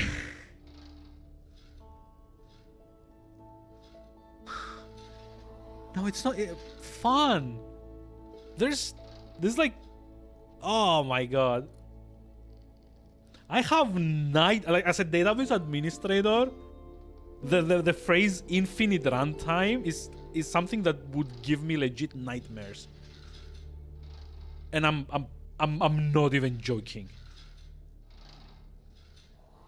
This is like literally like a doomsday scenario for a database admin. Getting like infinite runtime. It just like brings me to mind to like that meme with like the car salesman like patting the car. It's like there's probably gonna be like a caption on top of it like, oh, this this bad boy can fit so many permutations. And then, you know, you kind of die inside. Oh boy, that's... Wait, it reminds you of this video? Hold on. I think we should... God, enough with the ads. Selection sort. Oh, this is kind of nice. Wait, is it like a comparison of how many like iterations it would take to sort everything out? Does it say what algorithm it uses? Selection. So yeah, the one that I explained at the start is selection sort. That's like the basic rule of three. Insertion is the one where you basically get like max min. You put them on like either end of the spectrum, and then you kind of like sort out everything in like between them, which is like slightly more efficient in terms of like processing power. Session, quick sort, merge sort, heap sort, radix sort. I have no idea what this one is. Radix sort. Computer science radix sort is a non-comparative sorting algorithm that comparison by creating and distributing elements into buckets. Oh, I know how to do this one actually. Ah, okay. Yeah, as far as I remember, this is like one of the more consistent ones. It's like not the best. Well, best kind of depends on like the volume of your data set. But it's like one of the more consistent ones in terms of like, you know, you can actually kind of like plan how much sort like processing power you're gonna need, so you can kind of like budget your memory around it better. STD sort, STD stable sort, shell sort, bubble sort, cocktail shake. Wait, cocktail shaker sort? Excuse me? I have to see this. Sorry, I'm kind of like, watch the video that Django Roba put up.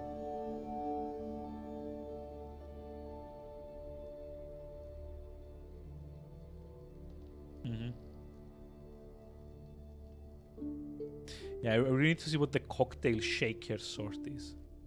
A gnome sort. What? How? Okay, I like at the end it says Bogosort, 30 seconds of it.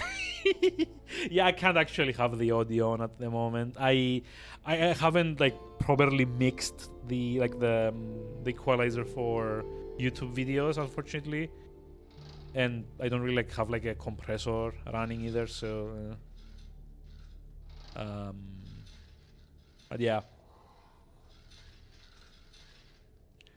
infinite runtime. That's like, God, it's like want to throw up. Hearing that, if I'm being honest.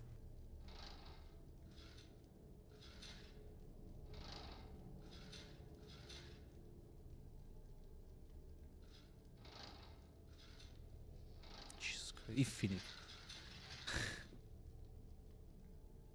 Okay, okay, this is not correct. I need to flip this as well.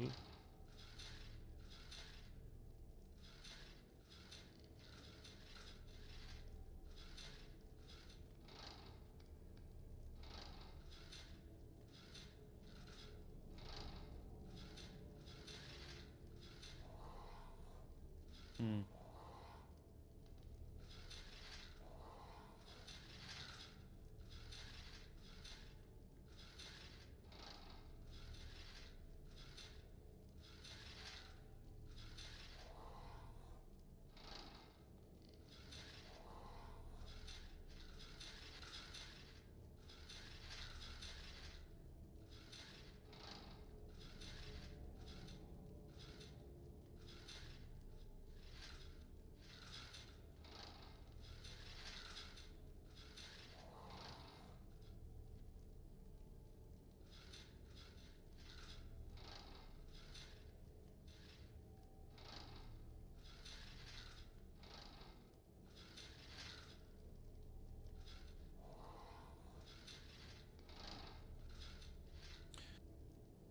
So I think the solution is to kind of like form everything here and then pull them in like one at a time.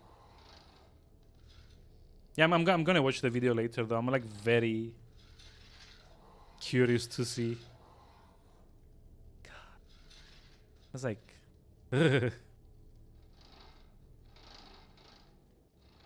like why? Why would you do that? Okay, hold on. I actually need to leave this one here.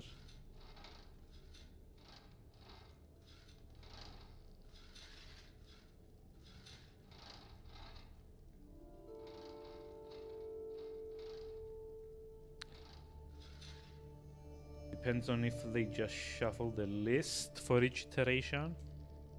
Wait, let's see. Random. But from the moment that it uses random, it's like immediately like the second word of like the pseudocode is kind of like nope, nope, nope, nope, nope, nope, nope, nope.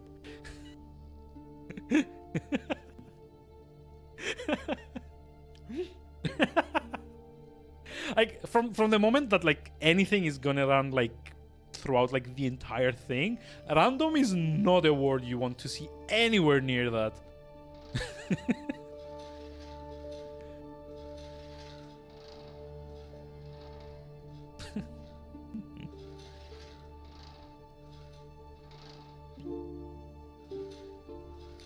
Actually, I think we need to do it like this, right?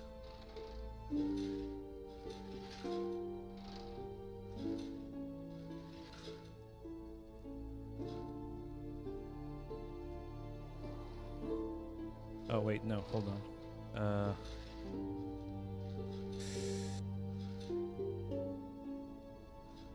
I think I need to move this one down here. So I take this like that.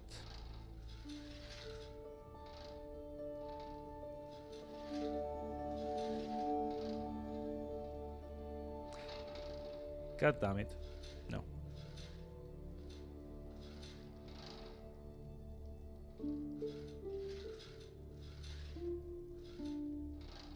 Okay, we got this. This is the correct flow. Come on. Now there's this. Aha!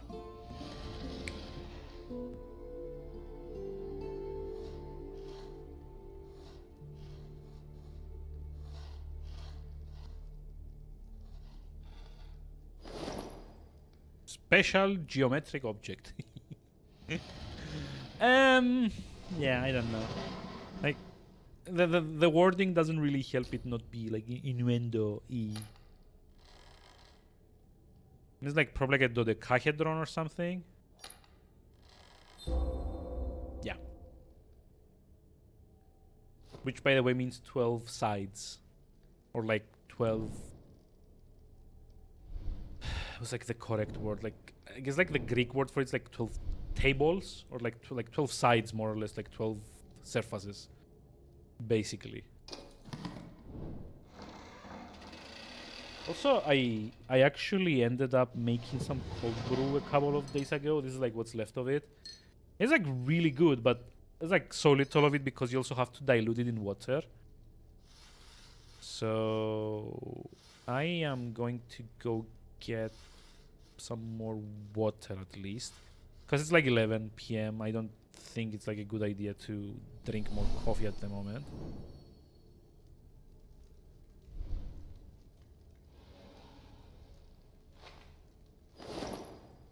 If it's random, there's no checking if the configuration has already been tested. I mean, I think it should, like, you know, shuffle, test, shuffle, test, shuffle, test. It's like kind of like a, let's see, sorted data, boolean. Determine whether data is sorted. Yeah, see, it kind of like checks at the start of like every iteration. It does a randomization. And then it tests again. It does another shuffle. It tests, so it's like basically it oh wait, there is no checking the, oh wait, get the same two configurations. Well, yeah, I assume it doesn't test if the configuration has already been tested once, and like I don't see like a very efficient way to, you know, account for it. Yeah, because then you'd need like another like potentially infinite like row just to like check all the different like configuration types, like assign a letter or something to each one, like get like all the combinations and make sure that you're not using the same combination twice. Yeah, it's like layers and layers of bad ideas. Honestly.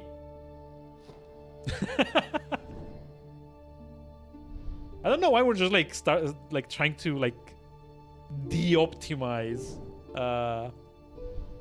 something as simple as like a sort.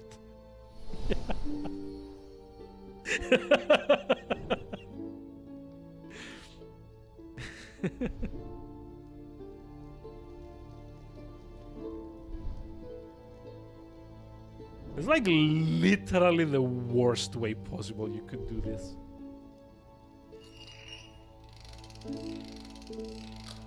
Ah, look at that. Guess it's gonna be like the rhombus or something.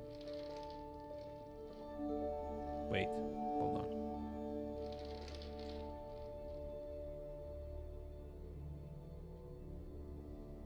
Gonna be like a button or something. Yep. Octahedron. Well, fine. 8 sides. Infinite memory usage. Yeah, you'll probably have to like use like something like a non-defined like table. Yeah, store all the configurations just in case. It reminds me of like something that we used to joke when we were like learning these things.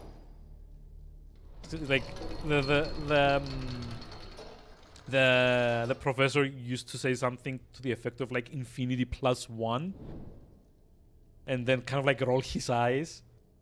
Because there were like a lot of people that didn't really get this kind of thing. Like there were a lot of people at the time that had just like decided to go to like, you know,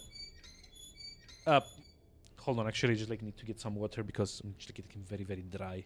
I'll be right back.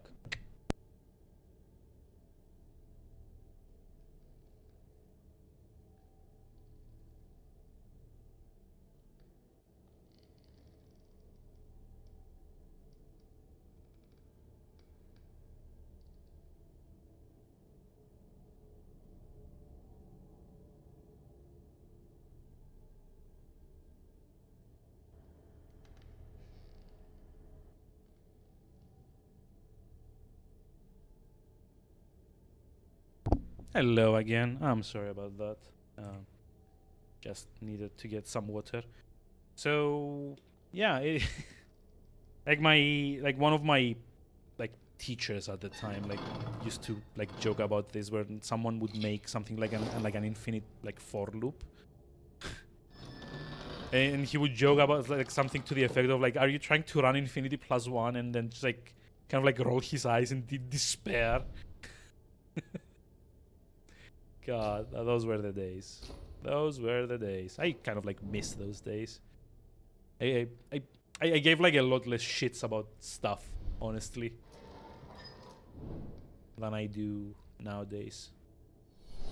Also, I'm pretty sure there's like a secret there. See? Like, I think you're supposed to kind of align it like this so that you're like able to shoot into the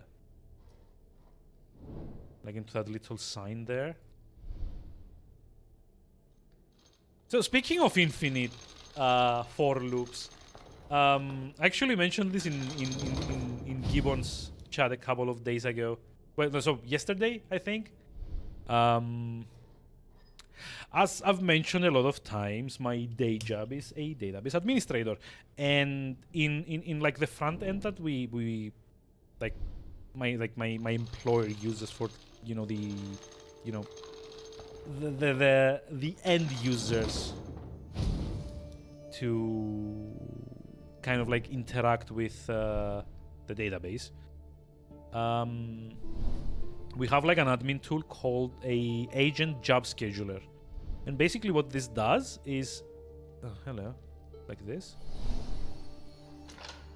Basically what this does, it's kind of allows you to set up like recurring tasks of certain like SQL snippets to be run at specific intervals.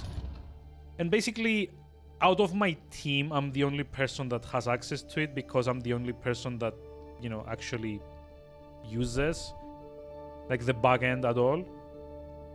So I had a day off a couple of weeks ago. I don't know if you remember, we streamed like Trials Fusion, I think, or something like that. It was like when I did like the morning stream. So on that day, my boss decided that he wanted to set up. Then you would have a problem. Wait, problem with what? Wait, I'm confused. What are we talking about now?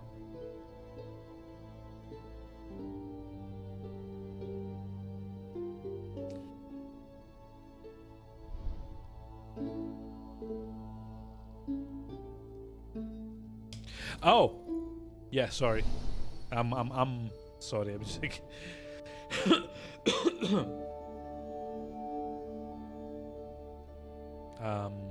but yeah, where was I? So yeah, you would need to sort set list. I mean, you can look it up without sorting it. It just like takes like infinitely longer to do. Okay, there's like a time thingy. You want it to be recursive? Well, yeah, I mean, like, if it's on fire already, kind of like throwing gasoline on it wouldn't like harm it more, right? That's like basically the... Oh, hold on. Comes up. This is my issue with that. I mean, I don't know if there's like an issue with that. I mean, like, I kind of feel like the entire idea is an issue in and of itself. Okay, so, there's like a key up here.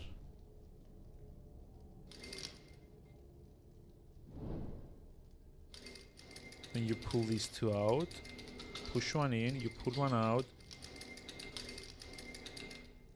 Okay. But we don't have a... Oh, yeah, we don't have a key, but doesn't really matter, right? Because this is what I need to do first. Make it recursive.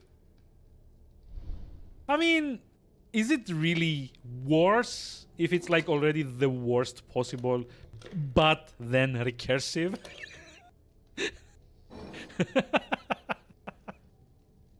God.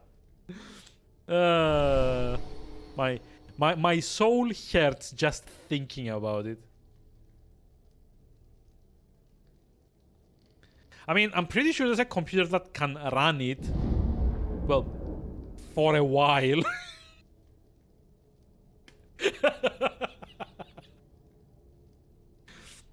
I mean, the question is like, what's your tolerance towards like smoke, blue screens, potential like hard drive spinning out. I don't know. I don't know what this algorithm would cause in a conventional computer.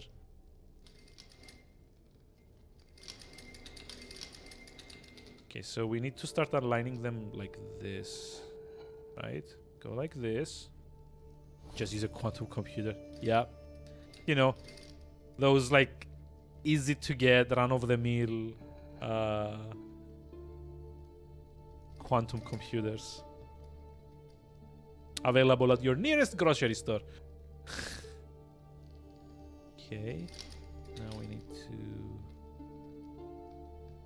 lower this to here.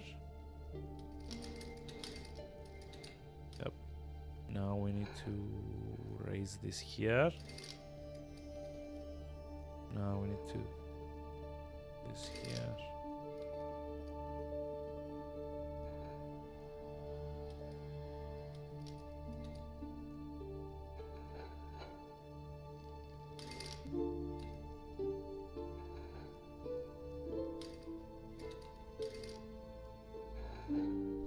Okay. Or a DNA computer. God. Oh. I'm not joking though. It's like literally anxiety inducing just thinking about it. But anyway, sorry, I have started like talking about like something that happened at work yesterday. An amusing story. Well, amusing in hindsight. And still it's not like really resolved yet. It's gonna keep on being amusing until I get an answer from support.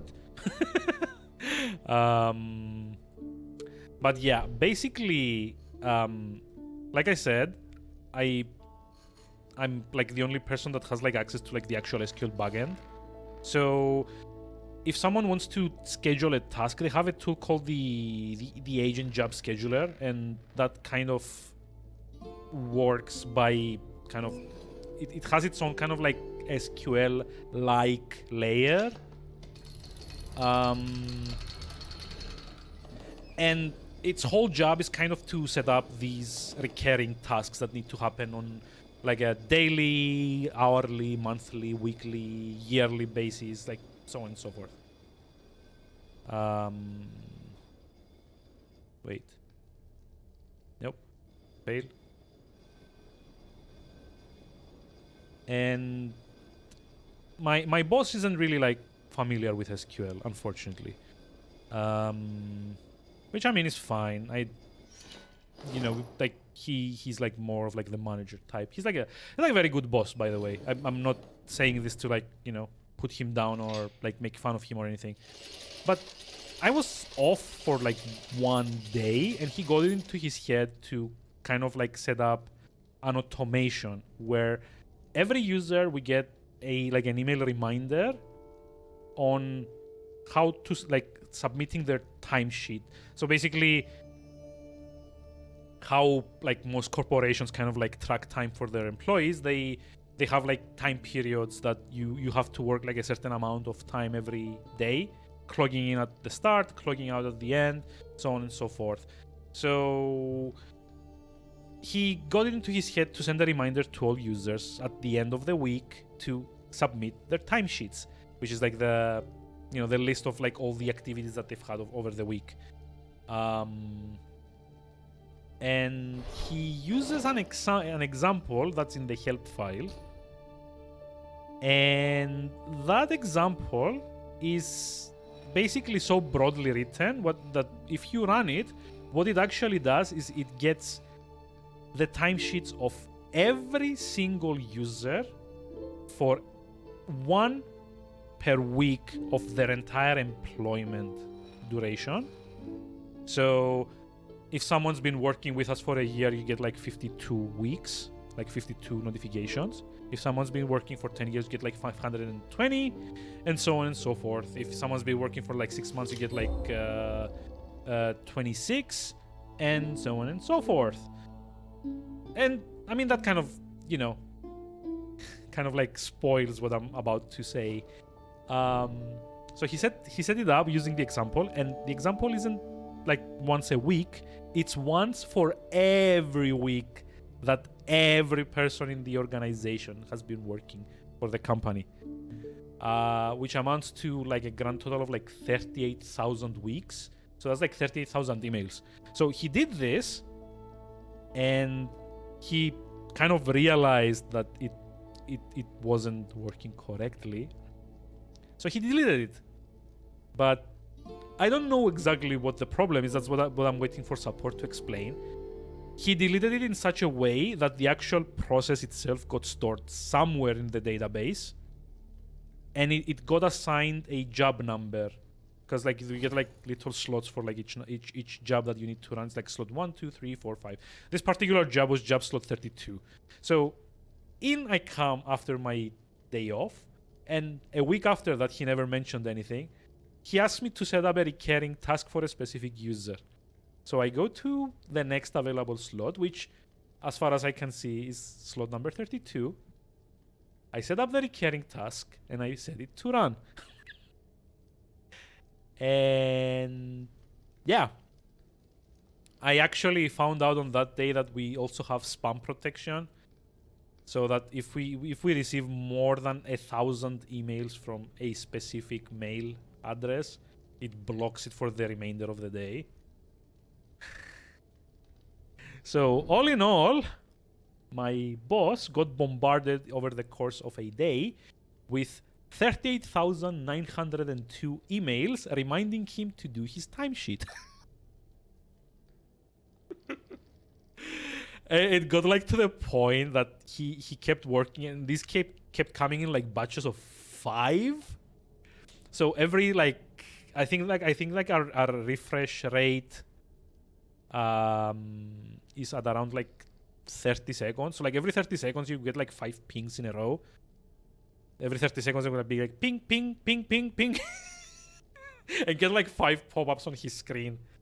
And like an hour in, he was like so desperate. I'm just like sitting across from him. I was like laughing and laughing and laughing.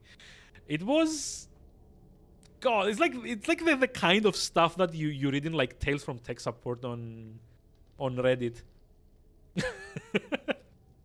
I never really thought I'd live out one of these. Did he do it though? I don't know. Like, I assume he should have. Yeah, I like when he was setting it up, he only put his own email address in as like a recipient, so that he could test it out, which is kind of like the problem. Send another reminder just in case. So it's like the fun fact. I actually had to set up like the system email address, the one that sends the notifications. I had to set it up as junk mail so that he would stop getting notifications. We notified our front end support because it's like most likely a hang up with like the front end. Like the job itself was deleted, but I think it may have been stored in like a temp table or something. And because I don't have like full access, because it's kind of like a cloud thing, I couldn't really, go in, do like a full audit of all 2,500 tables that we have and see where the damn process is running from. So yeah, I had to escalate it to support. They asked me to get like a full set of diagnostics, which I did, and hopefully tomorrow they're gonna be able to tell me like what the fuck is going on. Because like the thing is that this has made like slot 32 be inoperable, because anything that we try to run off of it will also trigger the mass mailer to go at the same time. It was like pure comedy at that time. Like he could not work at all. He was like nearly like on the verge of tears. he was kind of like going, oh, it's my fault, it's my fault, it's my fault, it's my fault. And I'm like the idiot like that's standing at the side, just like keeps laughing. God, it was so much fun. What to do with the users you don't like? I mean, yeah, I wouldn't really do that, obviously. So I think we need to use this as a pendulum or something, actually. Although I'm not exactly sure where. I have to like lift it up or something. BOFH? Wait, what's BOFH? Boff. Oh, user friendly. Yeah, I've never bastard operator from hell. Yeah, but I'm not like just to be clear on this. I wasn't like laughing maliciously, because like the first thing we did when I kind of realized what was happening, because at first I didn't know what was happening, right? Like no one had told me that he had tried to do stuff while I was out of the office. So it took like half an hour before he started explaining to me what had gone wrong. And, you know, it takes some time to kind of like piece it together to see like, you know, start like making hypotheses on what's happening. I did try to poll like a few hundred tables to see if something was in there and kind of like causing it to automatically run. But yeah, it was just like pure comedy gold, and I like we did kind of like try to rectify it as soon as possible. Master's Workshop. Wait, what?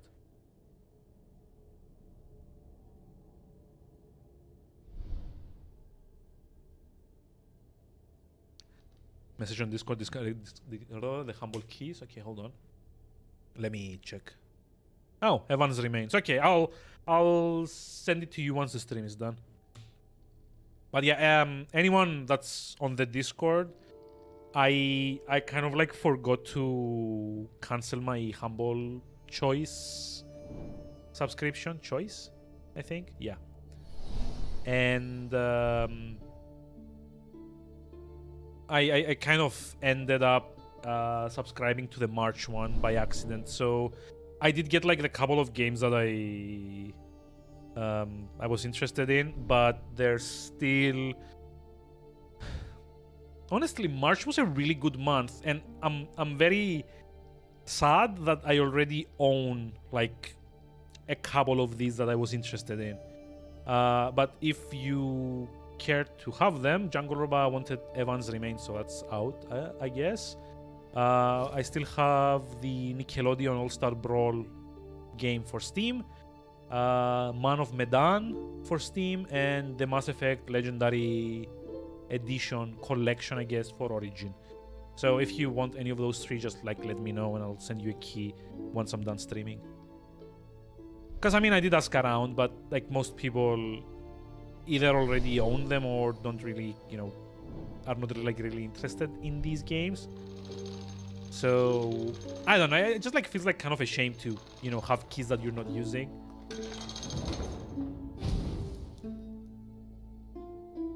Also, I'm pretty sure there's like a way to aim this.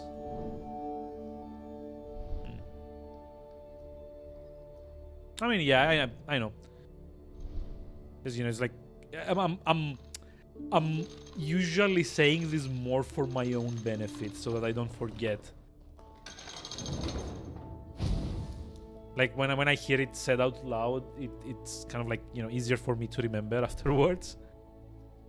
My memory isn't what it used to be, unfortunately. Also, I'm pretty sure I'm supposed to kind of like do this with the ballista, the catapult, but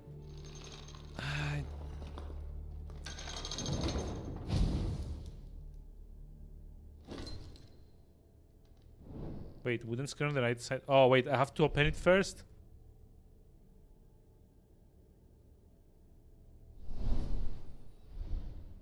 Oh, that's right. This is where we use the pendulum.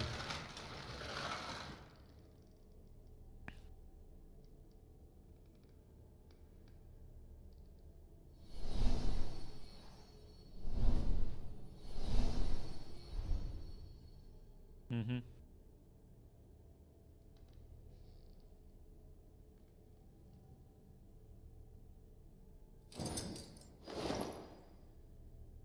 Hey, forged metal ornament.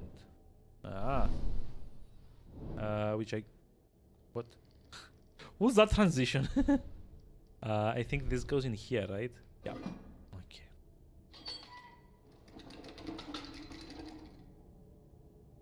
And now I get to aim.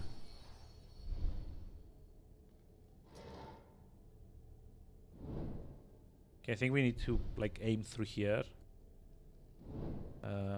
So in this case, it's like way too off. Like this. Nope. I think I actually had it like correctly aligned before, but I don't know. I think like this. Nope. Just a little bit more.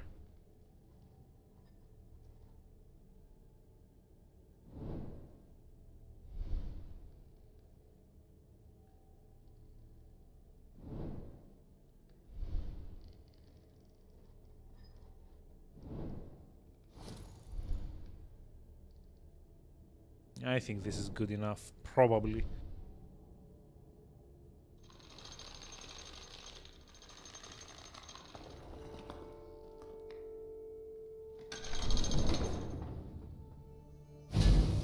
Hey! Rube Goldberg. Kind of. Oh, I remember this. We have to like manipulate the combat scenes, like the puppets. Yeah.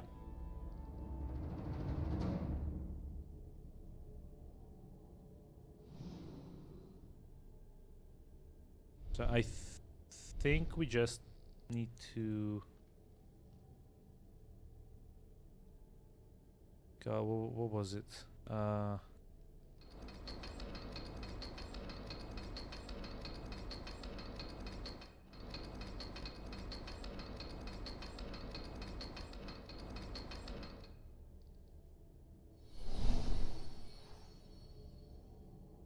we actually, I think, need to align it like this. And...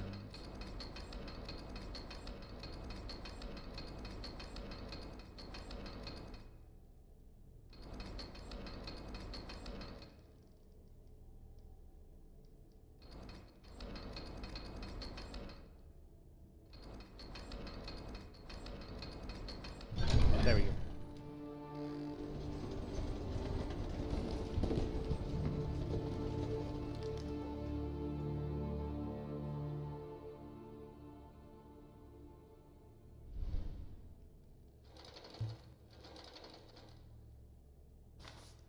If you are reading this letter, it means that circumstances did not allow me to come back to the workshop, and that my concerns are confirmed.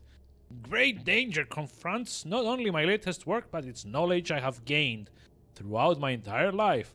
But you must continue. I beg you not to leave this the way now. Leave the way now? What? Follow the signs and tracks I've left for you. God. Fine. Jerk. Yeah, but what signs?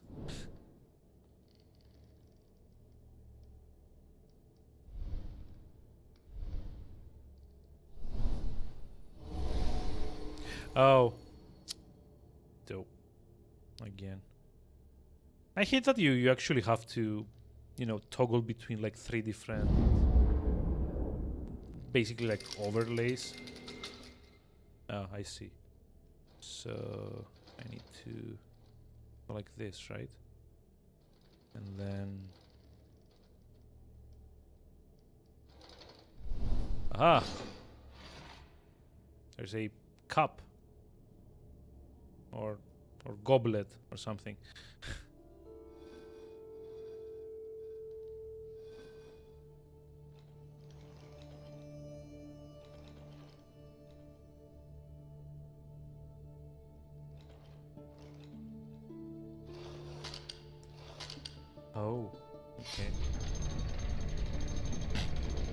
You know, the cup doesn't matter. Screw the cup.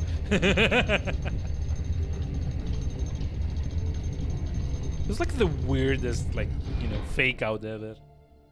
Like, what's the point of having that goblet?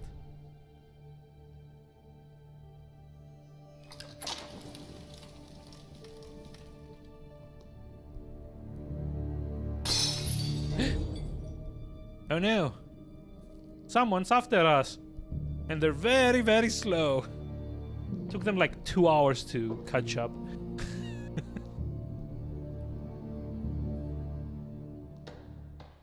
I mean, don't get me wrong. In a way, it's actually more interesting to have this kind of, you know, dramatic storytelling than the room games.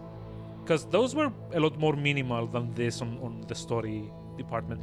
But then again, the puzzles are a lot more polished in the room games. I'm in Master Leonardo's garden. He's very cautious, so this place is full of surprises. Like this angel, and this angel, and a door with shapes on it. So surprising. God.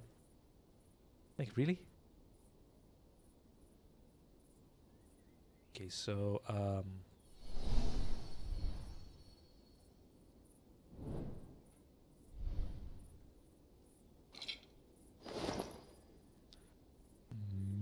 metal tool. Oh. A lot of them just like going around breaking like Leonardo shit. Morse. Wait, Morse? Like, okay.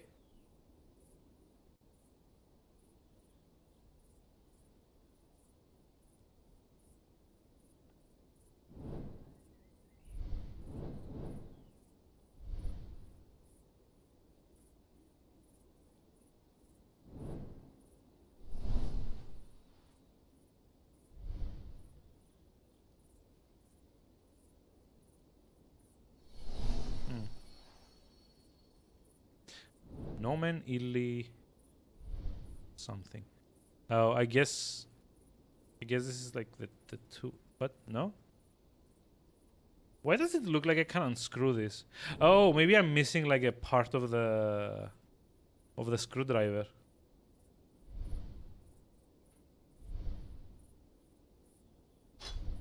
Like down here.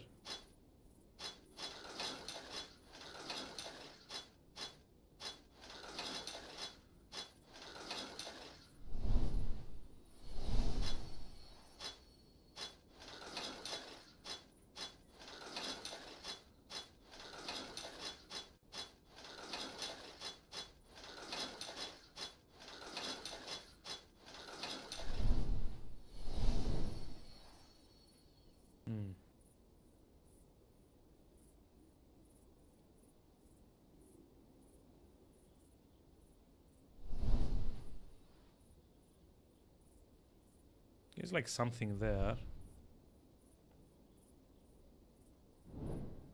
Like, I assume Morse is like what goes there once we get the shapes.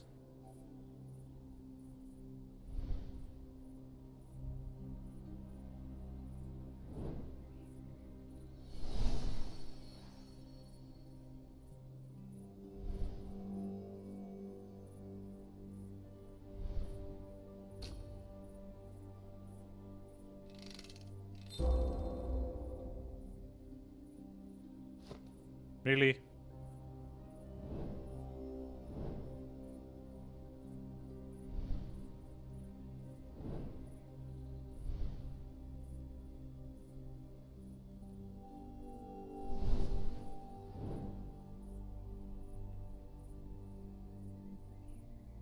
Oh, wait, hold on.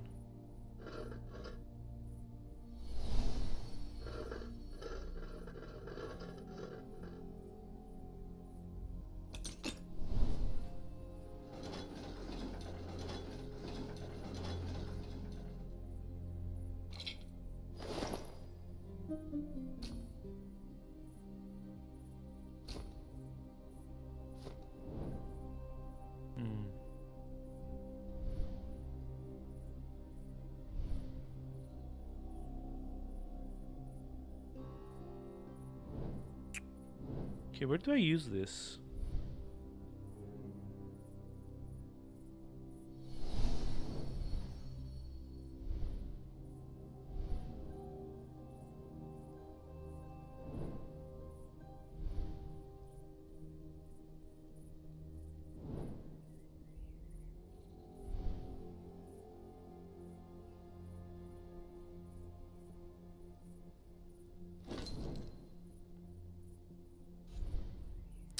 Oh, come on.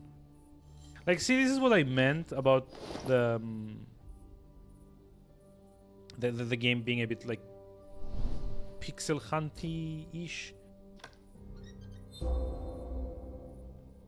mean, yeah, okay, it's not too bad, but like, there's like a lot of this that is very kind of like, you know, drag your mouse over everything until you get like the stuff that you can interact with. Strange key. Okay.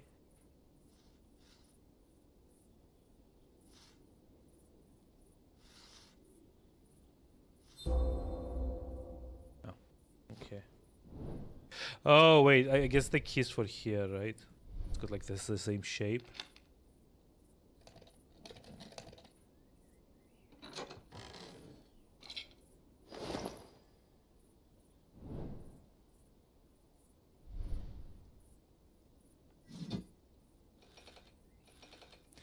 It was like Morse, right? Mm-hmm. Na na na na. Like, okay. Time to die.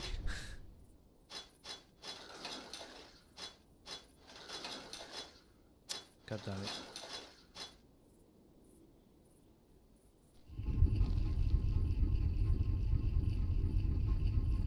It's like a lot of these shouldn't even like mechanically be possible.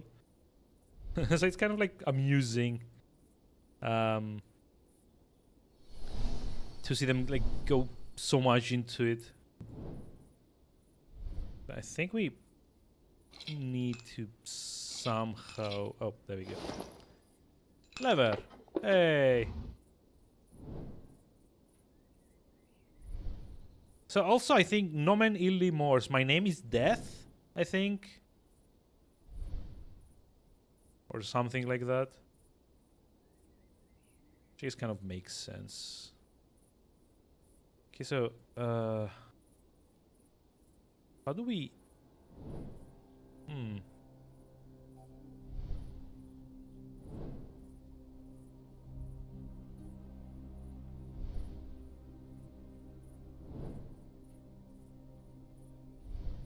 Like, yeah, this is like the only interaction I can work on at the moment, but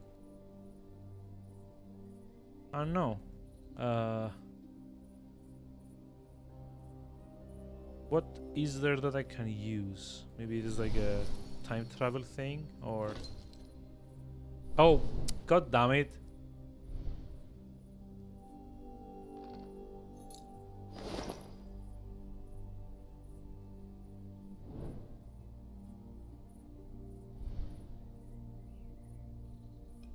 Yeah, I mean, it makes sense now. Stupid hints.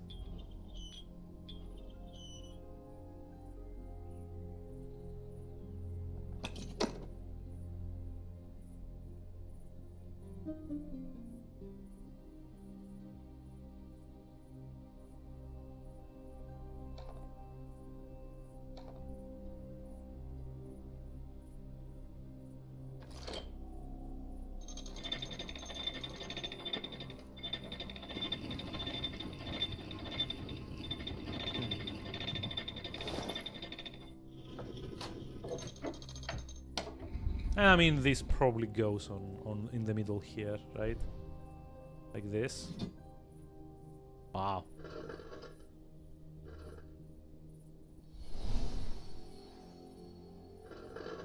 So I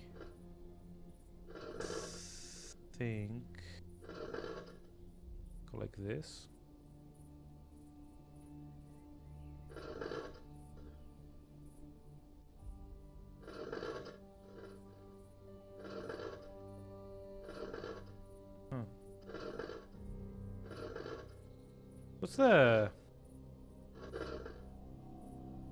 What's the logic behind this?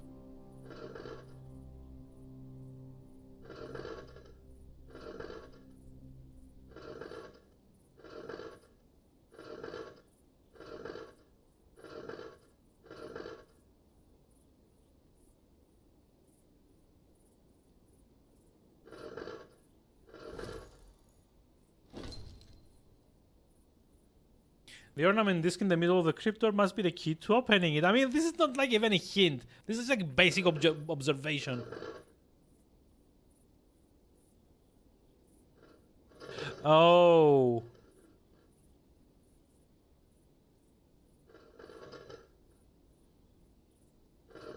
I mean, come on. How can you even like... Jeez. This is just annoying. There's like no indication that, you know, you can actually do this.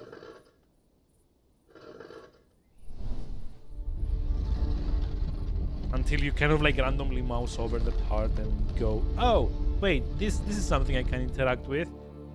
Again. Can always be worse. Yeah, I mean, I could be playing something like... what was it called? Like Less Manly. There's like a couple of like very, very old Acclaim Entertainment games. Acclaim basically was like the shitty copycat publisher of the late 80s and early 90s. And Less Manly, the two Less Manly games that they made, were very, very shitty Leisure Suit Larry ripoffs. It's like a very... I'm never gonna stream those because those games are shit. But if you want a great example of very, very, very bad puzzle design, the first Les Manly, I think it's like Les Manly in Search for the King or something like that. There is a puzzle that if you do not solve at the very like start of the game, can make your game unwinnable by depriving you of a specific item that you need for finishing the game, basically. And like the action that you have to take is so like absurd to get that item that it like literally it feels like something that was done just to sell strategy guides. And I'm not even joking. There's like no hint for that action. There's no like rationale for that action. The result is kind of weird as well.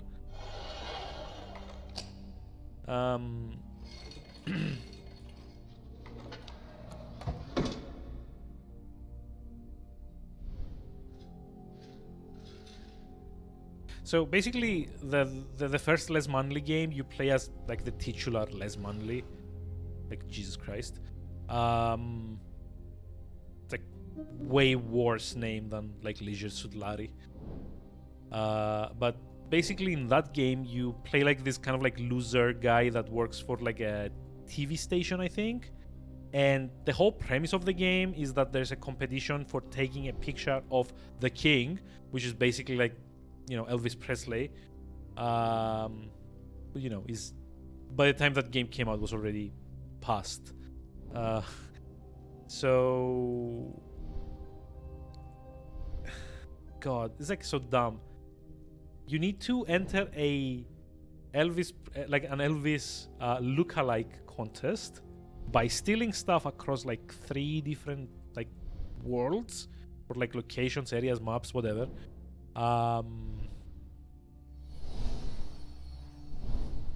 And at the very end, if you successfully get like all of the pieces to enter the lookalike contest, you die and you get a game over. So what you were supposed to have done at the very start of the game, you go to a fortune teller and you need to pet her stuffed lizard. There's like a stuffed lizard on her like table, and you need to pet it so that it pops out, it spits out like a kind of like free resurrection card, I think it's called, so that when you die and go to heaven, you can take a picture of the king and win the game. Sounds like I'm on like drugs, right? But I promise you that's like a real game, and that's like a real puzzle that you need to solve. And at no point anywhere in the game do you get told that you have to do something with the lizard. Oh, and it's also one of those games that if you move on to like the next area, it automatically it doesn't let you go back to previous areas anymore. So if you've missed stuff like the card, you're just like more or less fucked, and you have to kind of like load a save to go back and, you know, do stuff. That's insane. Yeah, I mean, like I said, this is like one of those puzzles that like you can almost guarantee were only kind of like designed in order to push more strategy guides. And again, Acclaim was a very shitty publisher back in the day. Like they maybe had like 2 or 3 good games that they put out, and everything else was either like blatant copies, edgy controversial shit, or God, what was it? Like they also published Turok, and while the Turok FPSs were decent, I remember they, like at the time, they had like a contest in the United States where they gave like a cash prize, I think, to anyone, to like the first person that named their kid Turok in the year that the game came out. God, actually, I need to look this up. So hold on, Turok naming contest. Acclaim, I think.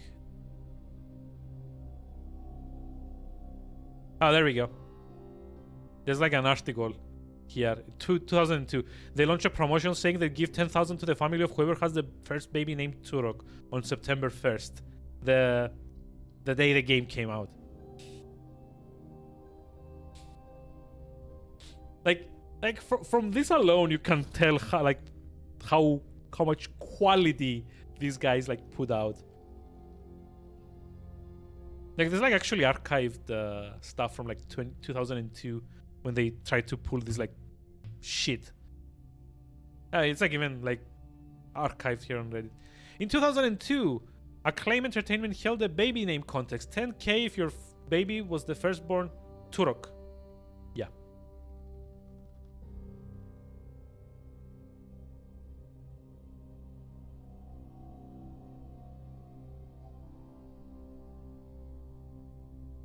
Oh yeah, and there's like even like a YouTube video. If you want to hear about other stupid Acclaim things, watch this. There's like a lot of things. This was like the one that stuck to mind, but they were kind of like the God. There's like a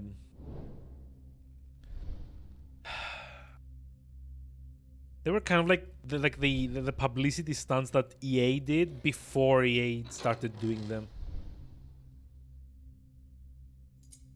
Like EA was also famous for doing that whole like Dead Space thing, where they would show Dead Space 2 to like middle-aged women, and then they would kind of try to advertise it as your mom will hate Dead Space, which was cringy on a couple of levels. Namely, you're advertising something to people that still care about what their mothers say, so therefore like underaged, which is something that like it's like a demographic that should definitely not be playing the game. So why exactly are you advertising this to like, you know, adolescents and teens?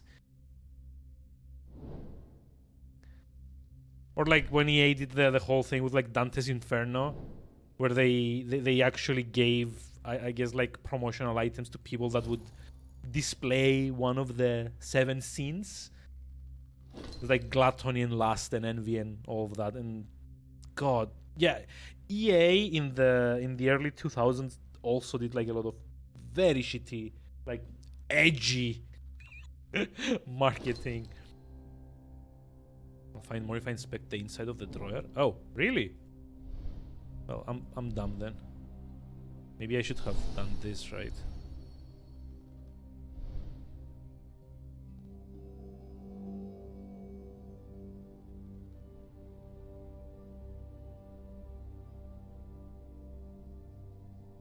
Or not. What am I missing here? Oh. Wow.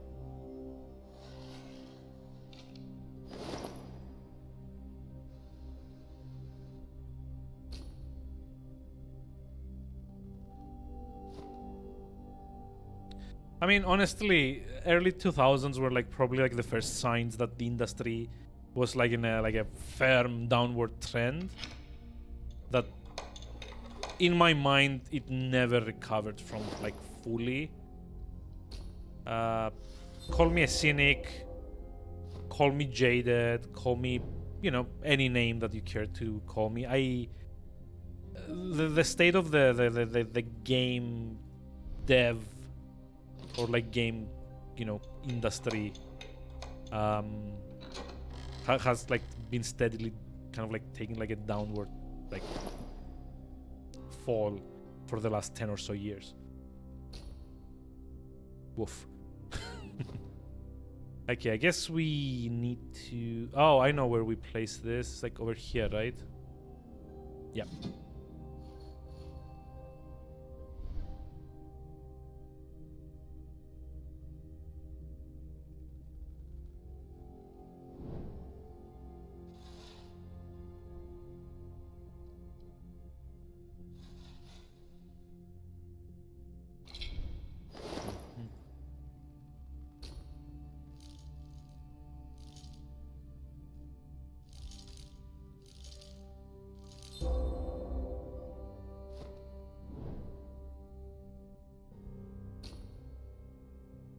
Brass cross. Ah. Yeah, I think... Oh, over here? No. No, it's not. There is like a place where you need to set that to, turn something or another. I don't actually remember. Oh, more puzzle. Hey, Pipe Dream. We get to play Pipe Dream. Woo! So cool. Like this. I hate sliding tile puzzles so much. I'm very bad at them.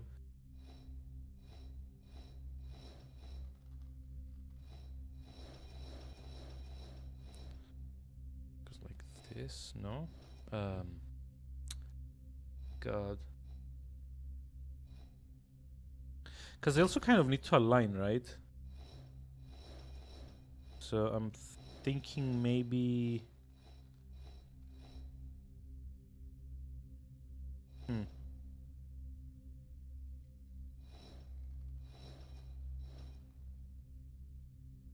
No.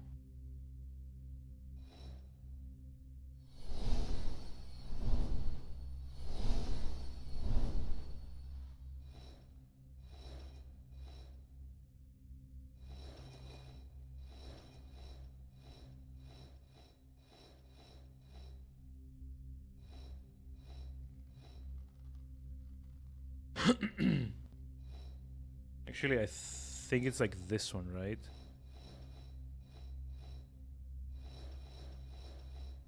Go like this.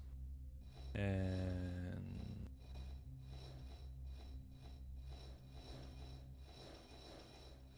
then go like this.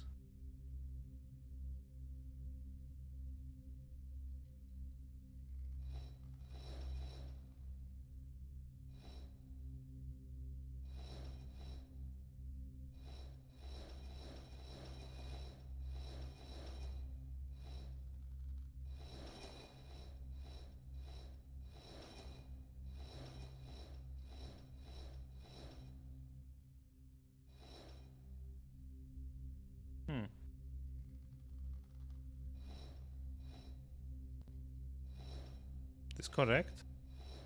Kind of. Oh, I know now.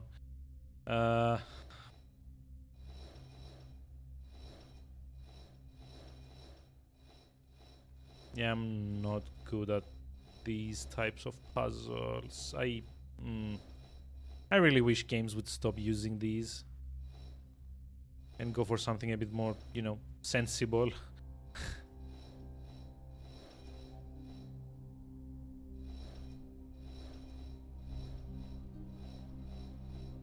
I'm pretty sure this one goes up here.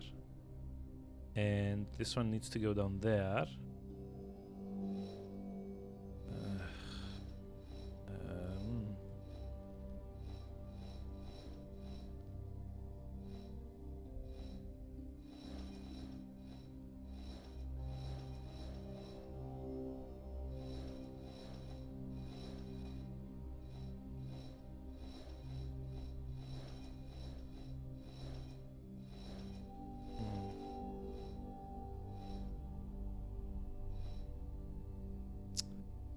So this needs to go here now, but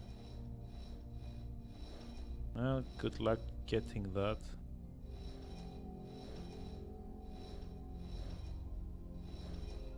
Yeah.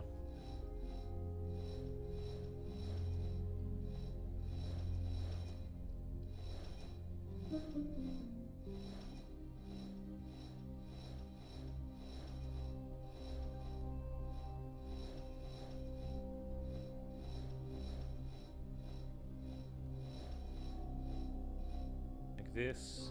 And damn it. Wrong. There we go. God damn it.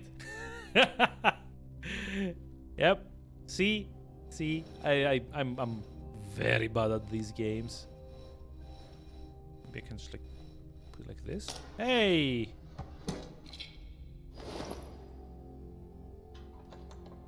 Whenever it says like strange something or another, there's always an interaction to kind of like unfold something. Like look at this. Metal tool with arms. Like, okay. Sure. Like if you say so. I guess this goes in. Wait, no? Oh, okay. Puzzled now.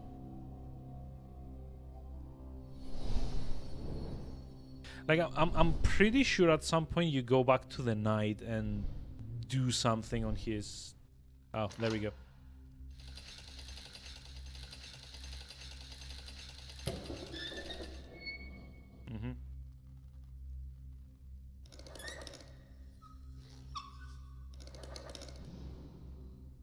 There's apparently a missing part to the blah blah blah.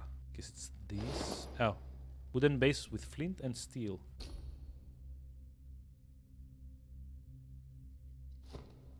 Huh.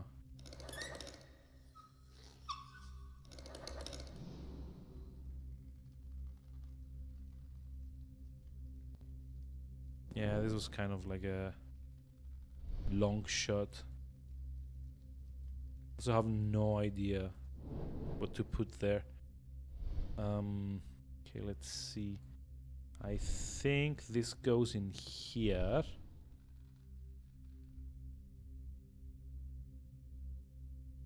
Somewhere.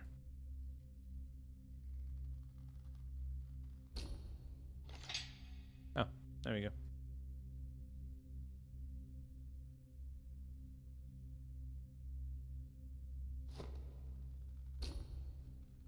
Wait. Oh. Spring-powered lighter.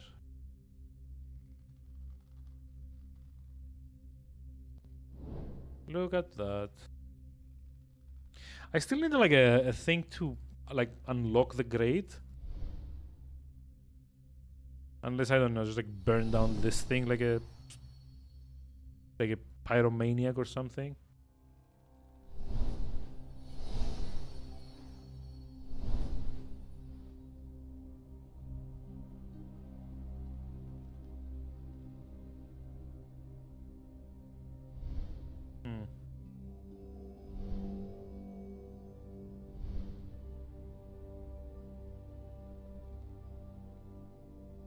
Like, I don't actually know. There's, I think there's something like a gear that I need to like insert in there. Inspect the painting on the fireplace. Jesus Christ, I did that already. Oh, of course.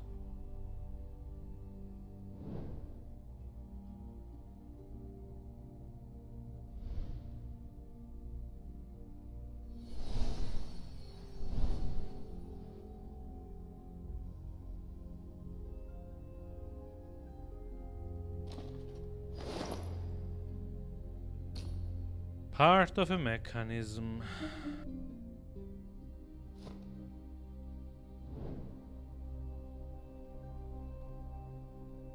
See, this is what I was talking about. This.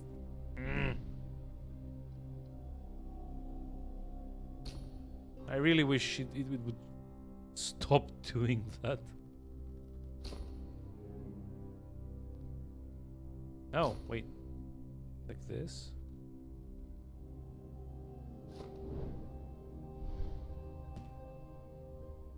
Or is that the mechanism that goes in here? Yeah. Click.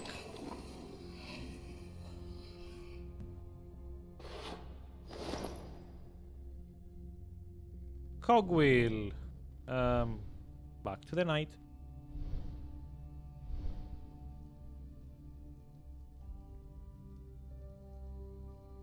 Or not.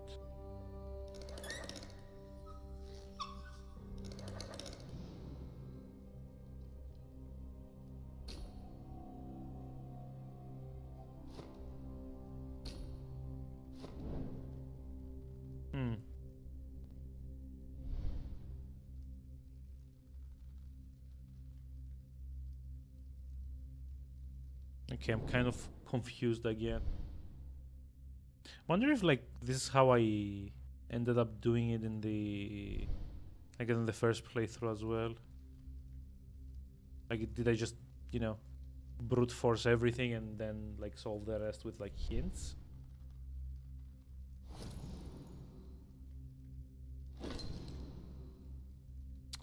Oh, really?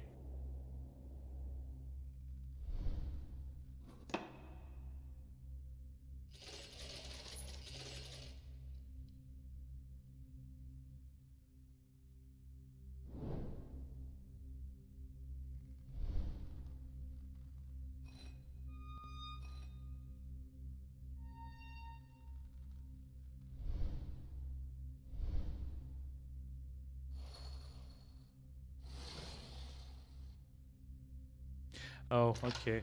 So I need to start the fire, basically. Click, click.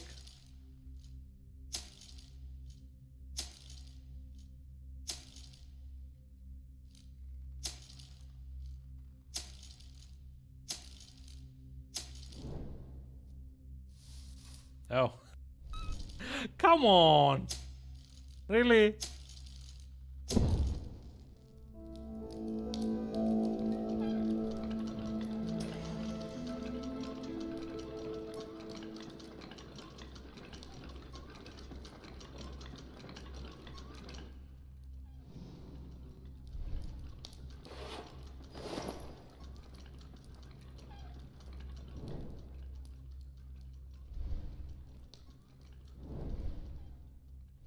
Small wooden wheel. I mean, this has to fit here, right? Or not? Really? Oh wait, I have to configure it. Damn it! Ah!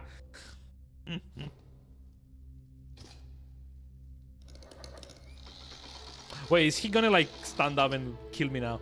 Like, ah! Nah. There's like no way to die in this game. Well, actually there is. But I think that it's just at the very last part of the game. There's like a sequence where you need to escape the workshop, basically.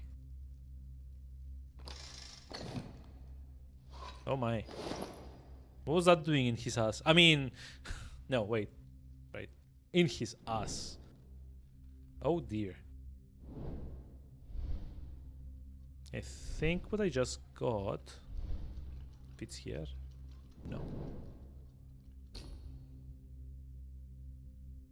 Lever with triangular shaft, so it should go here without going there again. I mean, if it ain't broke, don't fix it.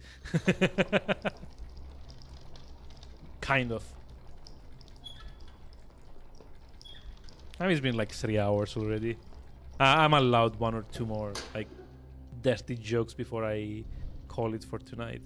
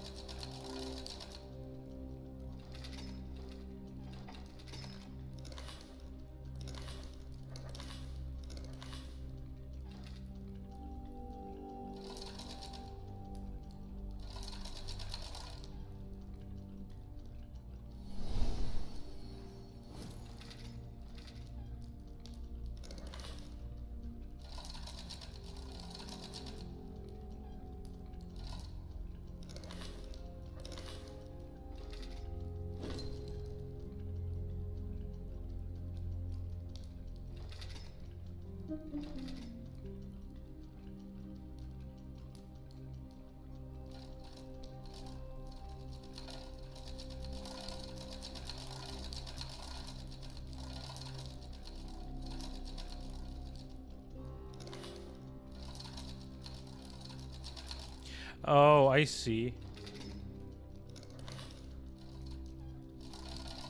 It's like every number is like a different one of these pins that you can kind of like realign with the track.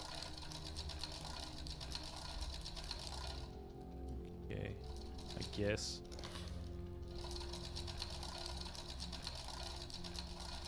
This isn't really a puzzle though, right? Because you're just like cycling through like all the interactions and kind of like maxing them out, I guess. Just like take every part to like as far in as it will go, and that's about it.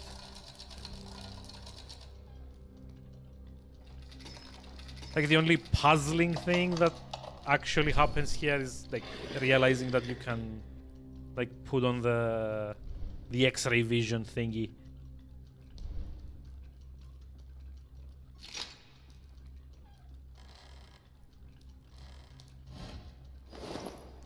Brass cylinder, and it's like a cog here, I guess.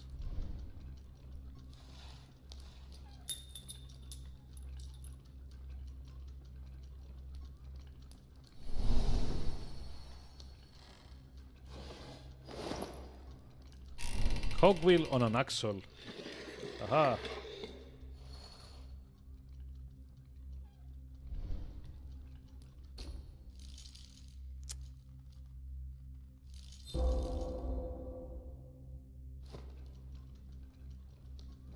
Wait, no, that's like hexagonal.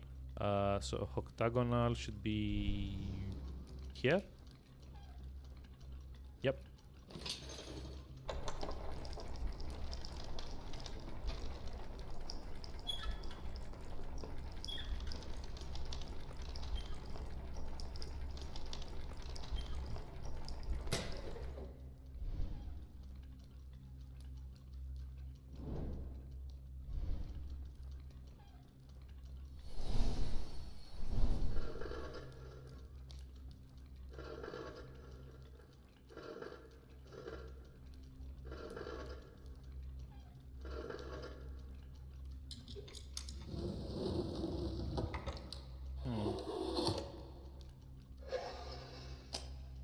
There's like an awful lot of phallic shapes, right? I don't know if this is like intentional or something, but I don't know, it kind of feels like that.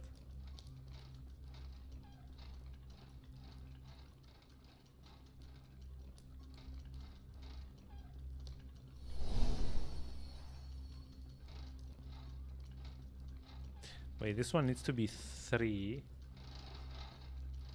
So...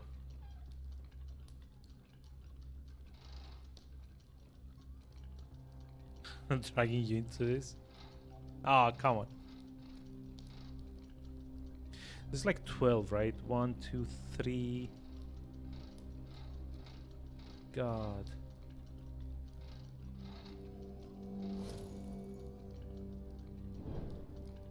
Is there like any other hint?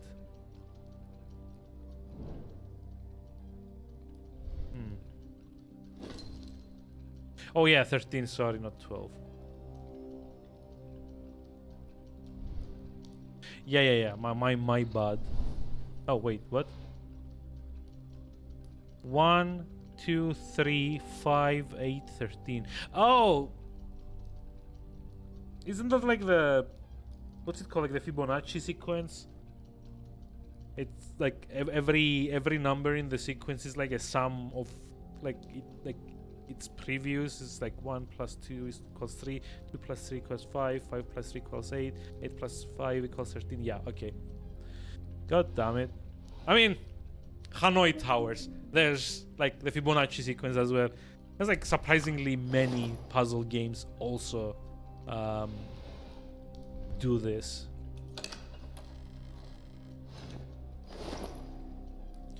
Hexagonal metal object. Oh, wait. Is this what goes here?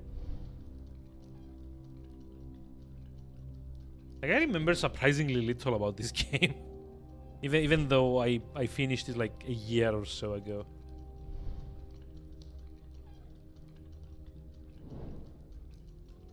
Oh, wait. There we go? No. There we go, no.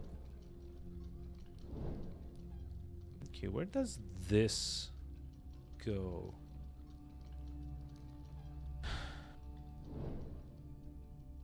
Oh, I haven't actually checked this bit yet, have I?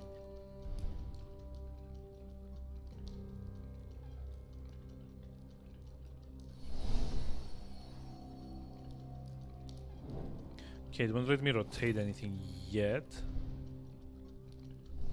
Suspicious happenings surround me. Both the guards and my servants have fled, and I have chosen to escape rather than giving them that which is most valuable. You must be vigilant as well. A strange performance of fate has begun, in which we both play our roles unwillingly. I deeply regret having made you a part of this. I was hoping that my security measures would suffice. But I was mistaken. Aha. Now there is no way back. They will no longer allow you to escape. Still, small flame of hope flickers. I hope you found what I concealed for you beneath the bust in the library.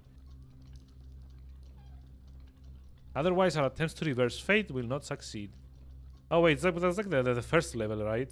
The bust in the library is like the first puzzle.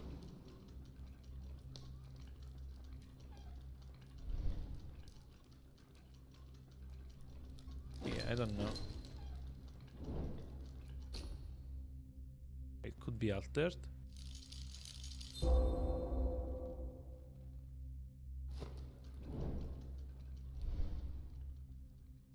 Cool.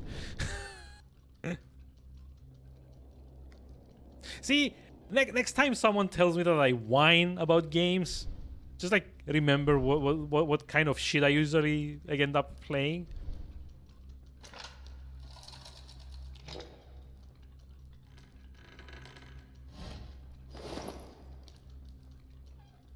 Even though, yes, I kind of enjoy said shit.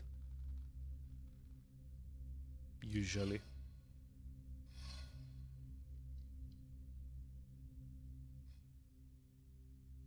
Makes a reminder.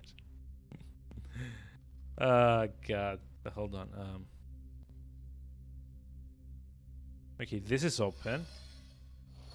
Oh. Dope.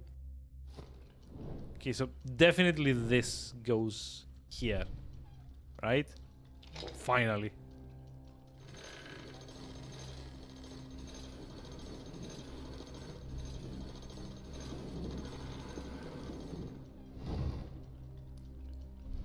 Oh boy. Oh, this is gonna be fun.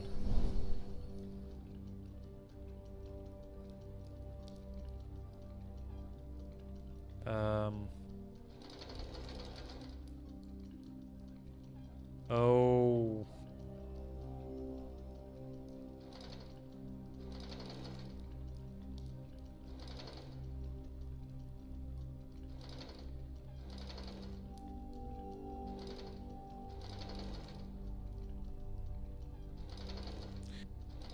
Okay, now the fun begins. Yeah, I figured out the solution, but like getting there is so tedious.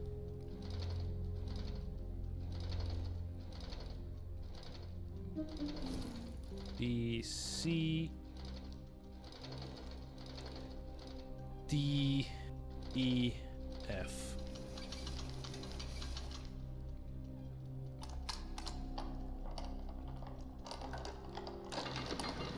Yeah, see, this is what I meant when I said that the puzzles are like slightly unpolished. This is like the major thing. They're like interesting puzzles, so long as you don't think about them too much and don't try to like get like any cohesive stuff out of it. Empty flask. There's like a thing here. Never seen any game like this before. I mean, if you want like a better take on this, where was it? Just check these. There's like a collection. There's like 4 of these so far. This is like the original. It's like, not saying you would play it. Okay, fair enough then. But if you do end up playing it, if you do end up wanting to try something like this, there's like an entire collection of 4 games called The Room that do the same but better. These are slightly less story heavy, but I feel they are like much more well done as far as, you know, design goes. Like the puzzles in the Room games feel like a lot more cohesive than these. These are just like random, well, semi-random, kind of like brain teasers. But at least in The Room, they kind of try to have them in like such a, like they're more like interconnected, I guess is the correct word for it. Well, for the most part, anyway. I think like for like these puzzles, you usually always want to solve for a specific color. And like I see that we also have to kind of like rotate everything to be in like specific corners, I guess. Okay, so hold on. I need to go like this, right? Yeah.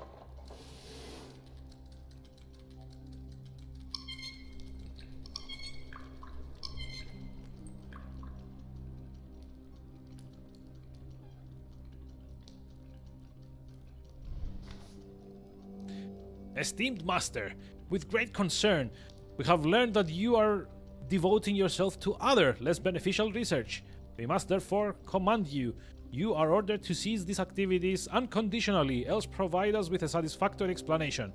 Otherwise, you will only bring upon yourself our severe indignation. Blah, blah, blah. I don't know what this means, but it's kind of fun. Wealth mechanism. Click.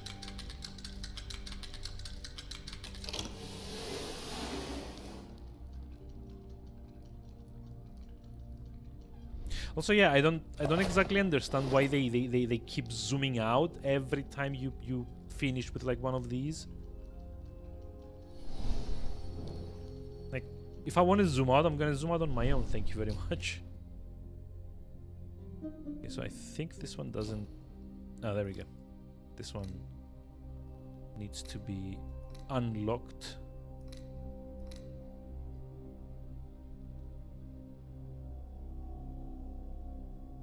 And wait.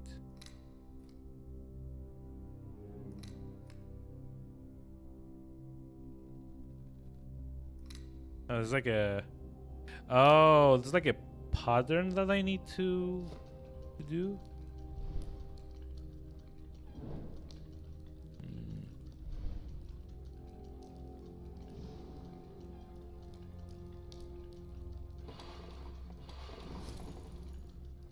I need to mount something to the pipeline. Oh, wait, hold on.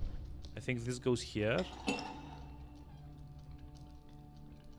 And... Huh.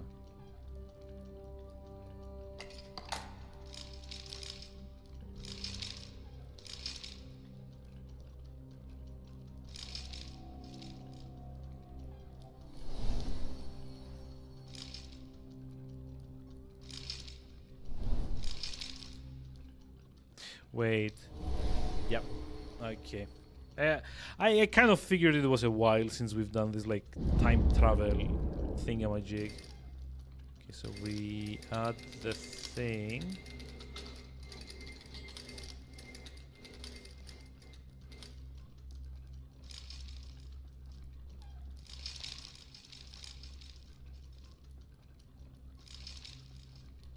It goes like this, and then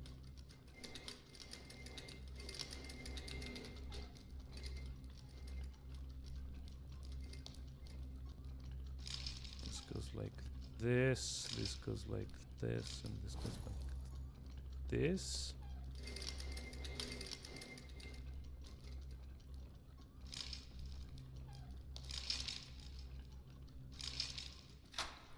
No.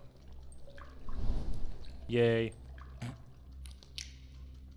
See, it's a good thing that like well-known time traveler Leonardo da Vinci is on our side. If I'm being honest though, like of all like the conspiracy theories that are out there, that probably like makes as much sense as anything.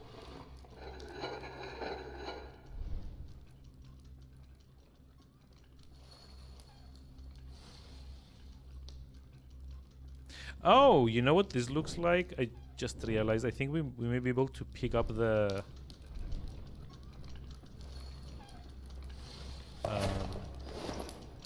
lighter. Maybe we need to hit this up.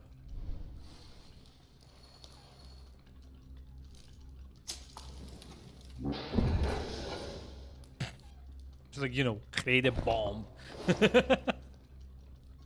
It's the ornamental head. Huh. I'm not actually sure where this goes, but I think might be here. Or maybe not.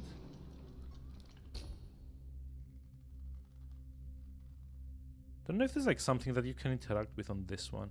Like I'm pretty sure this you need to kind of set it up in like the correct well, configuration, I guess.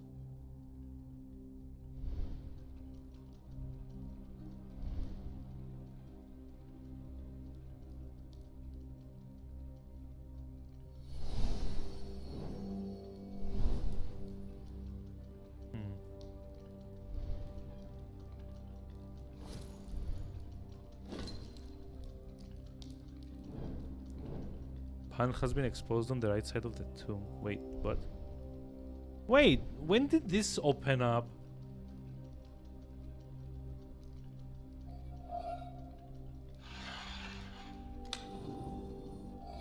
I never actually like saw this open.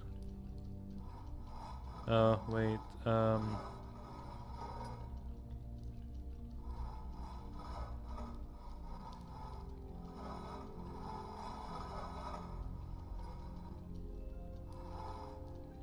wait, is there something we need? Yeah. Of course. Wonder why, like, a lot of these, like, when you have to, like, uncover hidden markings, it doesn't really, like, you know, serve any function other than just, like, put an extra step between you and the instructions to, like, whatever puzzle it is that you're trying to solve. So I don't really like it.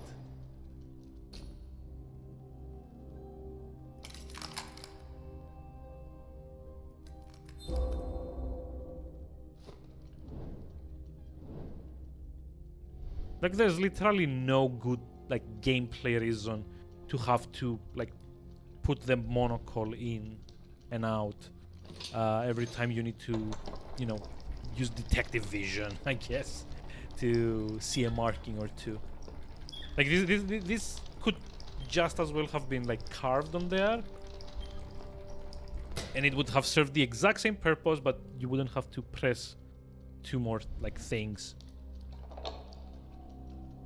Like, okay, the puzzles that use the kind of like the detective the lens, the puzzles that use the lens,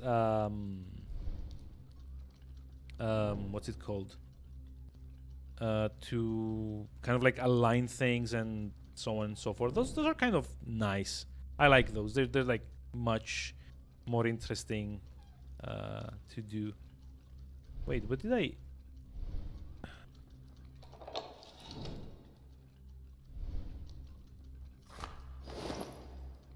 Roof of the model. Ah. I guess this is the model. Yep.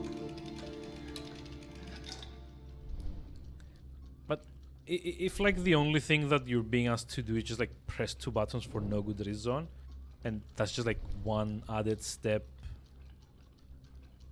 in you solving the puzzle, then I kind of feel it's kind of not strictly necessary.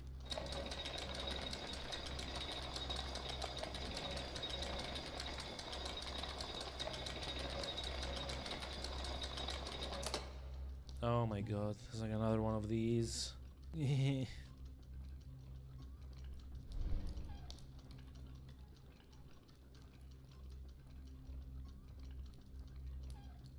know, there's like however many different things that you need to deal with here.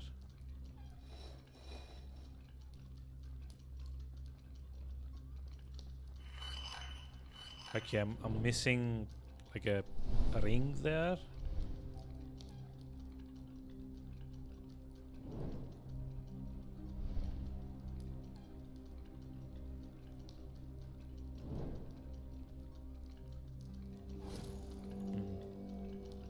So that means I probably have to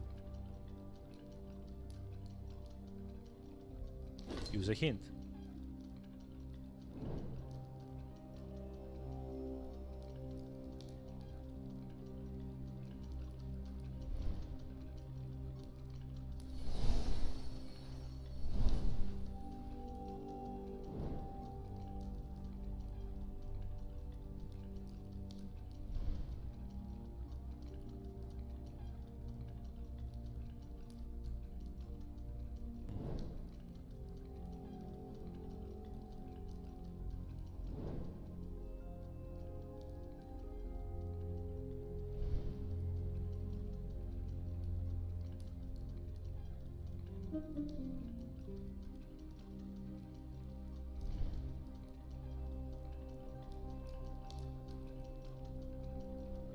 Yeah, like for whatever reason it won't let me just like examine above the model.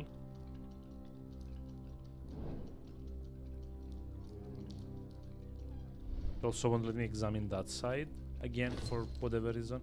One upper wall of the model is richly ornamented. Is something hiding there in plain sight?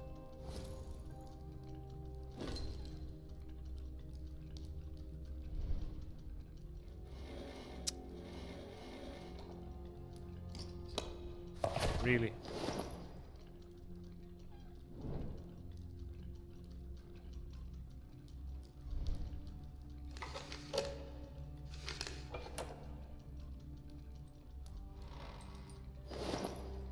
Okay, so I guess now we can start solving this.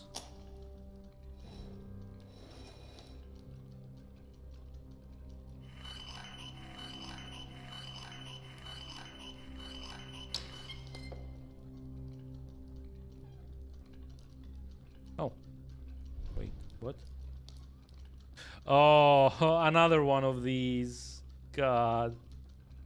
So annoying. So yeah, this is like another puzzle that you get to see very often in like puzzle games.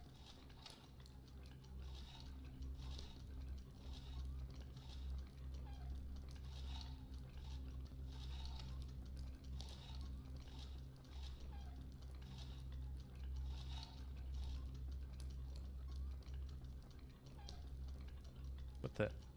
Why? Dear God.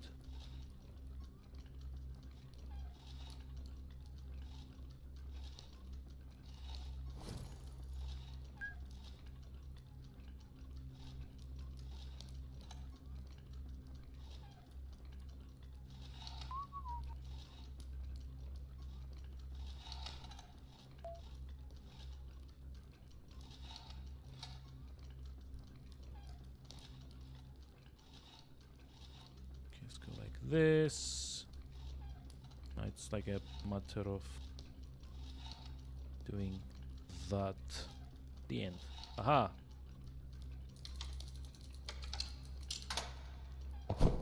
Actually, I've played like a lot of Layton games. I don't know if you've ever like played any of those. There's like a whole series of them on, well, like the Nintendo like DS and 3DS. And they're kind of like a fun, I guess, charming little idea of like having like a bunch of puzzles and a very kind of vague, well, not vague, the stories are kind of charming at least, but not, you know, amazing by any stretch of the word, but you know, they're interesting.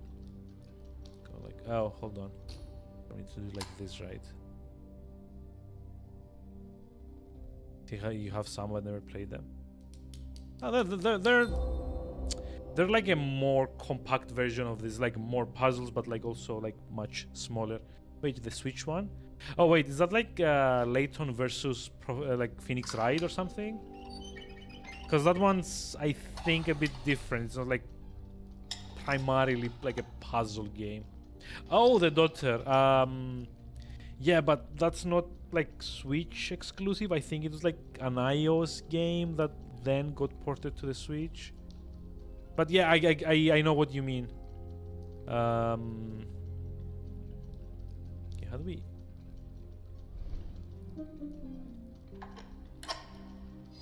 Go like this.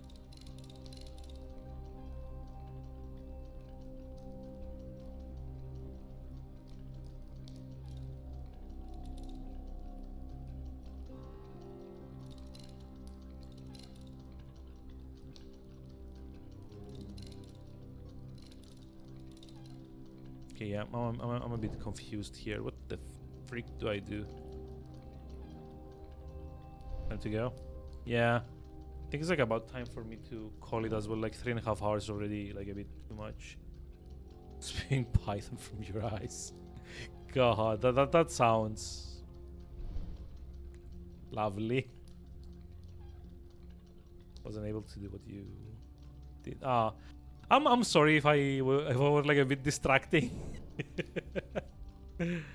But yeah, have a nice rest of the evening, Goshin. Thanks for dropping by, and yeah, you two have like a hopefully like a good day tomorrow. Let's see.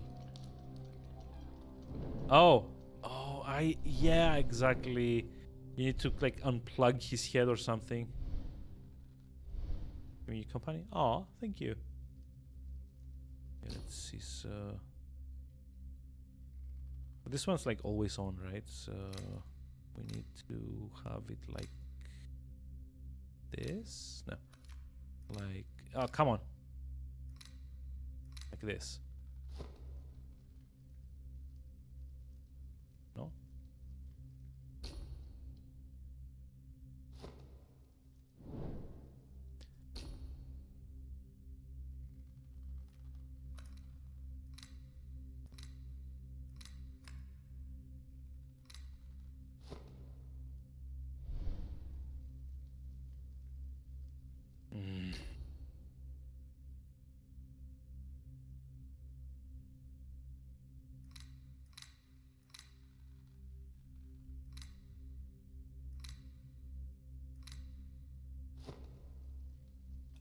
Okay.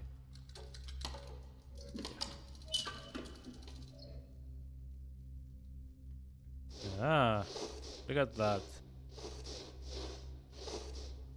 We hacked his face. Oh wait, yeah, we need to. Good grief. Is all I'm gonna say.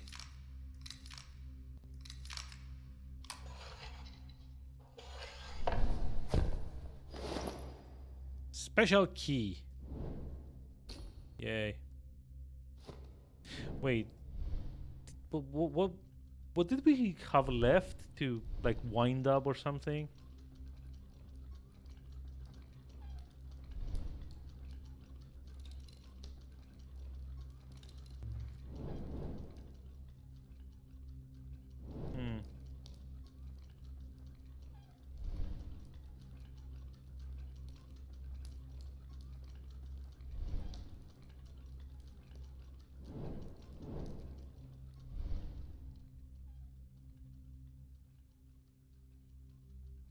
Like we've done like all three of the cages, right? So if there's anything to be, no, you don't hear, no.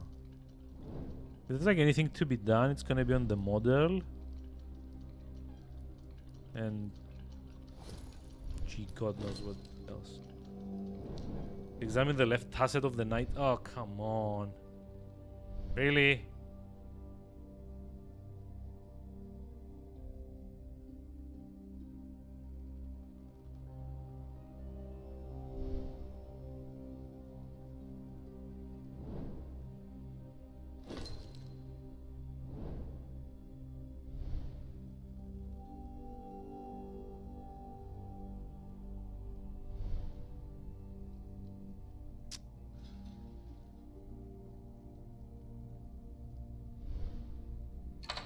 This is some bullshit. Hey, look, his ass popped open. Large lens on a long shaft. Oh no. Large lens on a tripod. Ah, even better, I guess.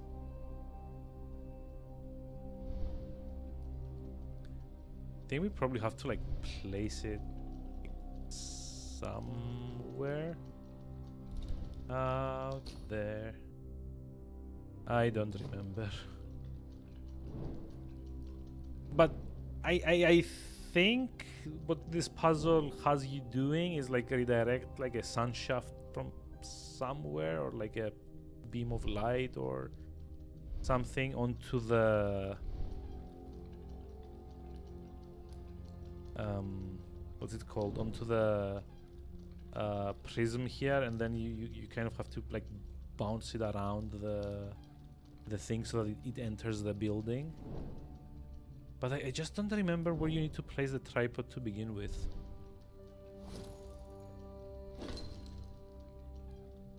Now I need to find where to place the large lens on his tripod.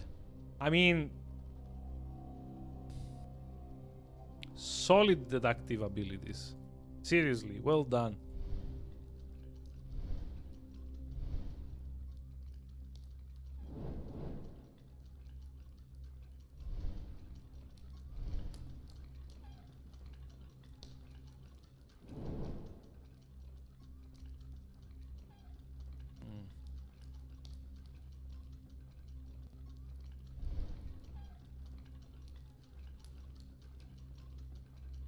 Yeah, I kind of want to say there's like on there, but it's not. Not really.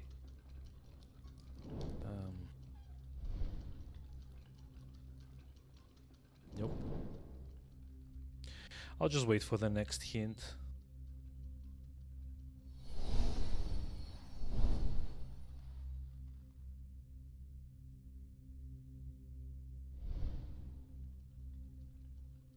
Because honestly, at this point, there isn't much else that my sleep-deprived brain can... Come on, near the fireplace. Oh, wait, no. Never mind. Jesus Christ.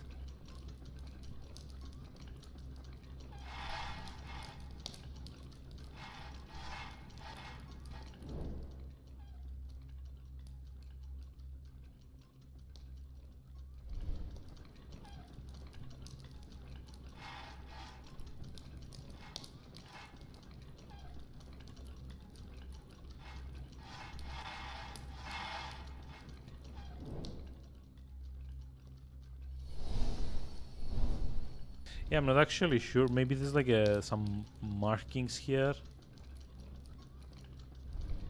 that let you align it properly. Yeah. Oh, hey, look at that.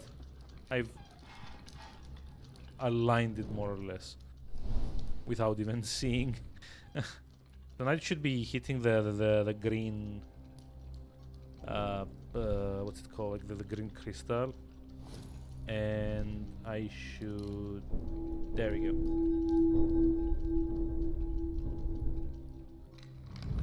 Yeah. No, the top comes off probably.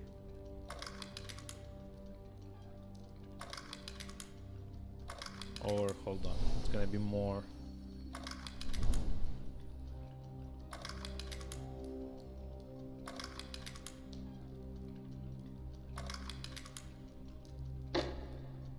Up.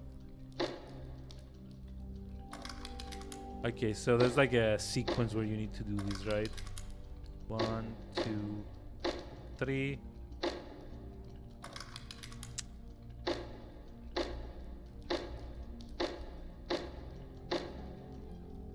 Na na na na. Hey, we get music. Awesome. It's like one of those games that like you get music, you know you've done something right.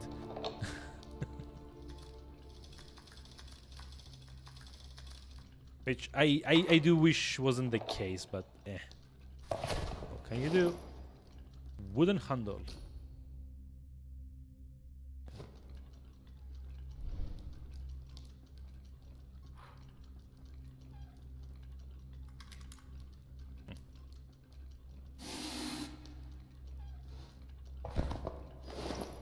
Strange lock mechanism.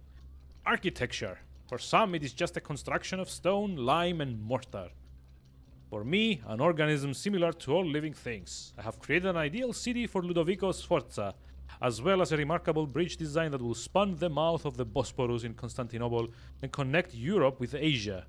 Wait, is that actually like correct? I don't think that's the case. But anyway, I've searched through the architecture of Florence in search of a place to safely conceal my greatest work. The Badia Fiorentina Tower has proven ideal. It's like well done. So this is like again like a puzzle, right? Have to rotate it somehow. Probably. I'm not actually sure if you're supposed to rotate first and then use it, or like use it and then rotate it.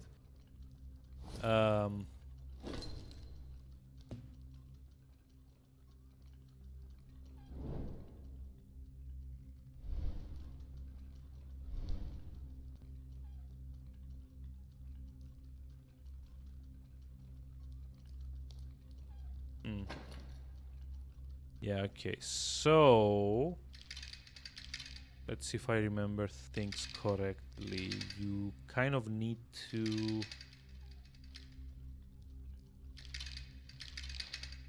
do this. Aha! See, there are like a few things that I remember.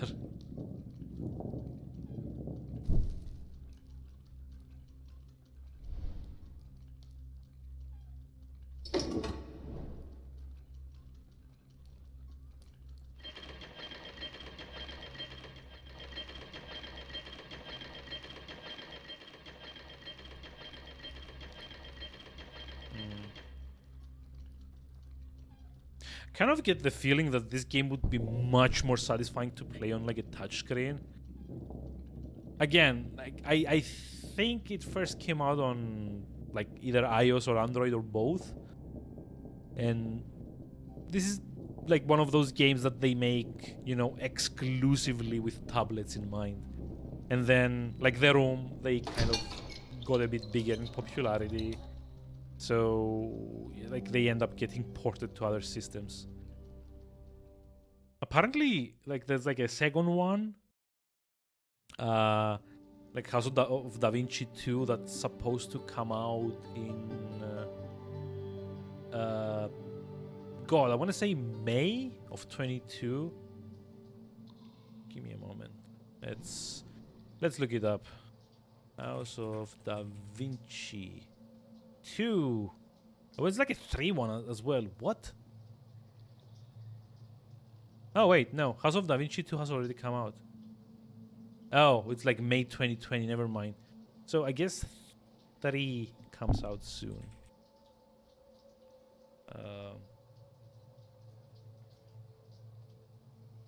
Fall 22. Okay, fair enough. I mean, I wouldn't mind getting these and like streaming them as well. Like I said at the start of the stream, this is kind of like one of those like more meditative experiences where you kind of like spend some time a bit more, slow down, take your surroundings in, kind of like relax.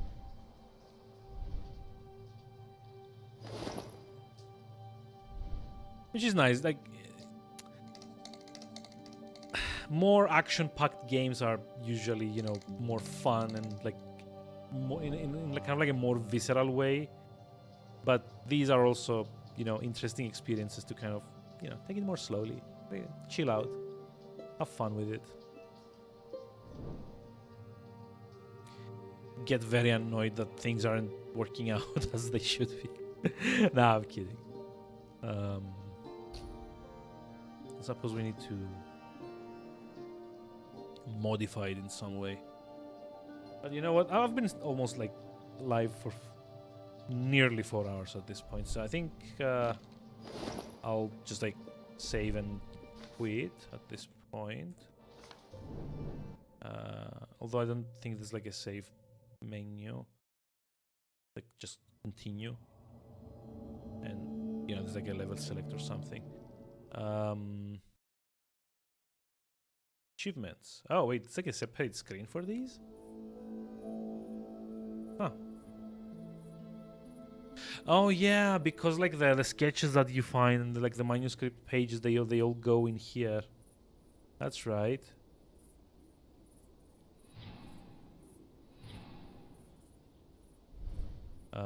There's like 6 of them. Like I don't actually have like a save with them anymore because that was before my PC kind of up and died.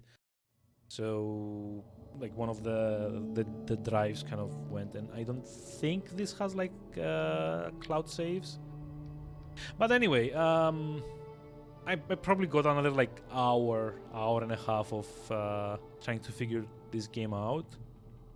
And because the other game I want to do for Slovakian month, Gomo, is apparently like an hour-long game, I kind of figured I should continue this tomorrow and also do Gomo tomorrow if we're like done within an hour or so.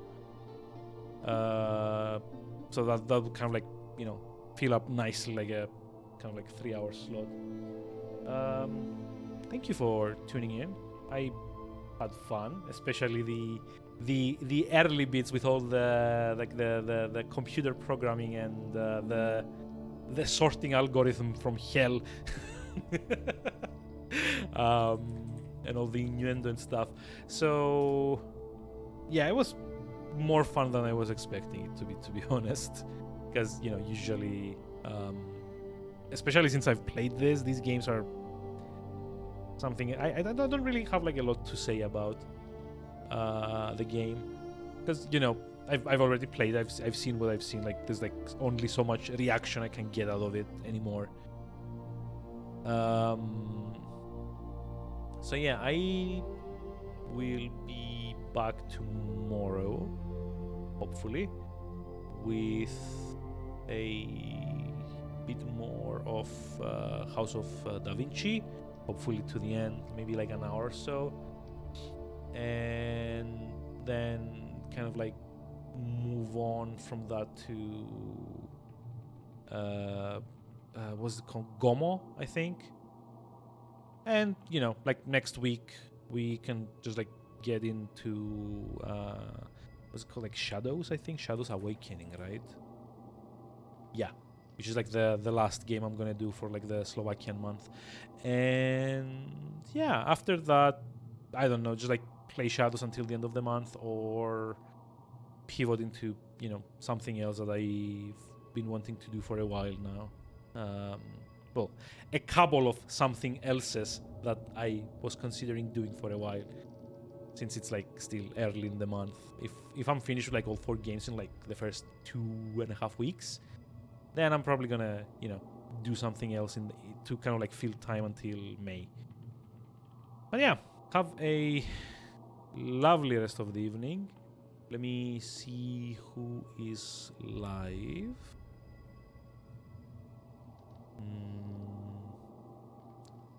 Okay. You know what? Valverdian is live and I haven't raided him in a while. Like with everyone else, he's playing Elden Ring. Unsurprisingly. So yeah, let's go say hi to Valverdian and I'll see you around tomorrow. Hope you had fun. Hope I was slightly better at vocalizing my thoughts today than, you know, usually. And yeah, I'll see you soon. Bye-bye.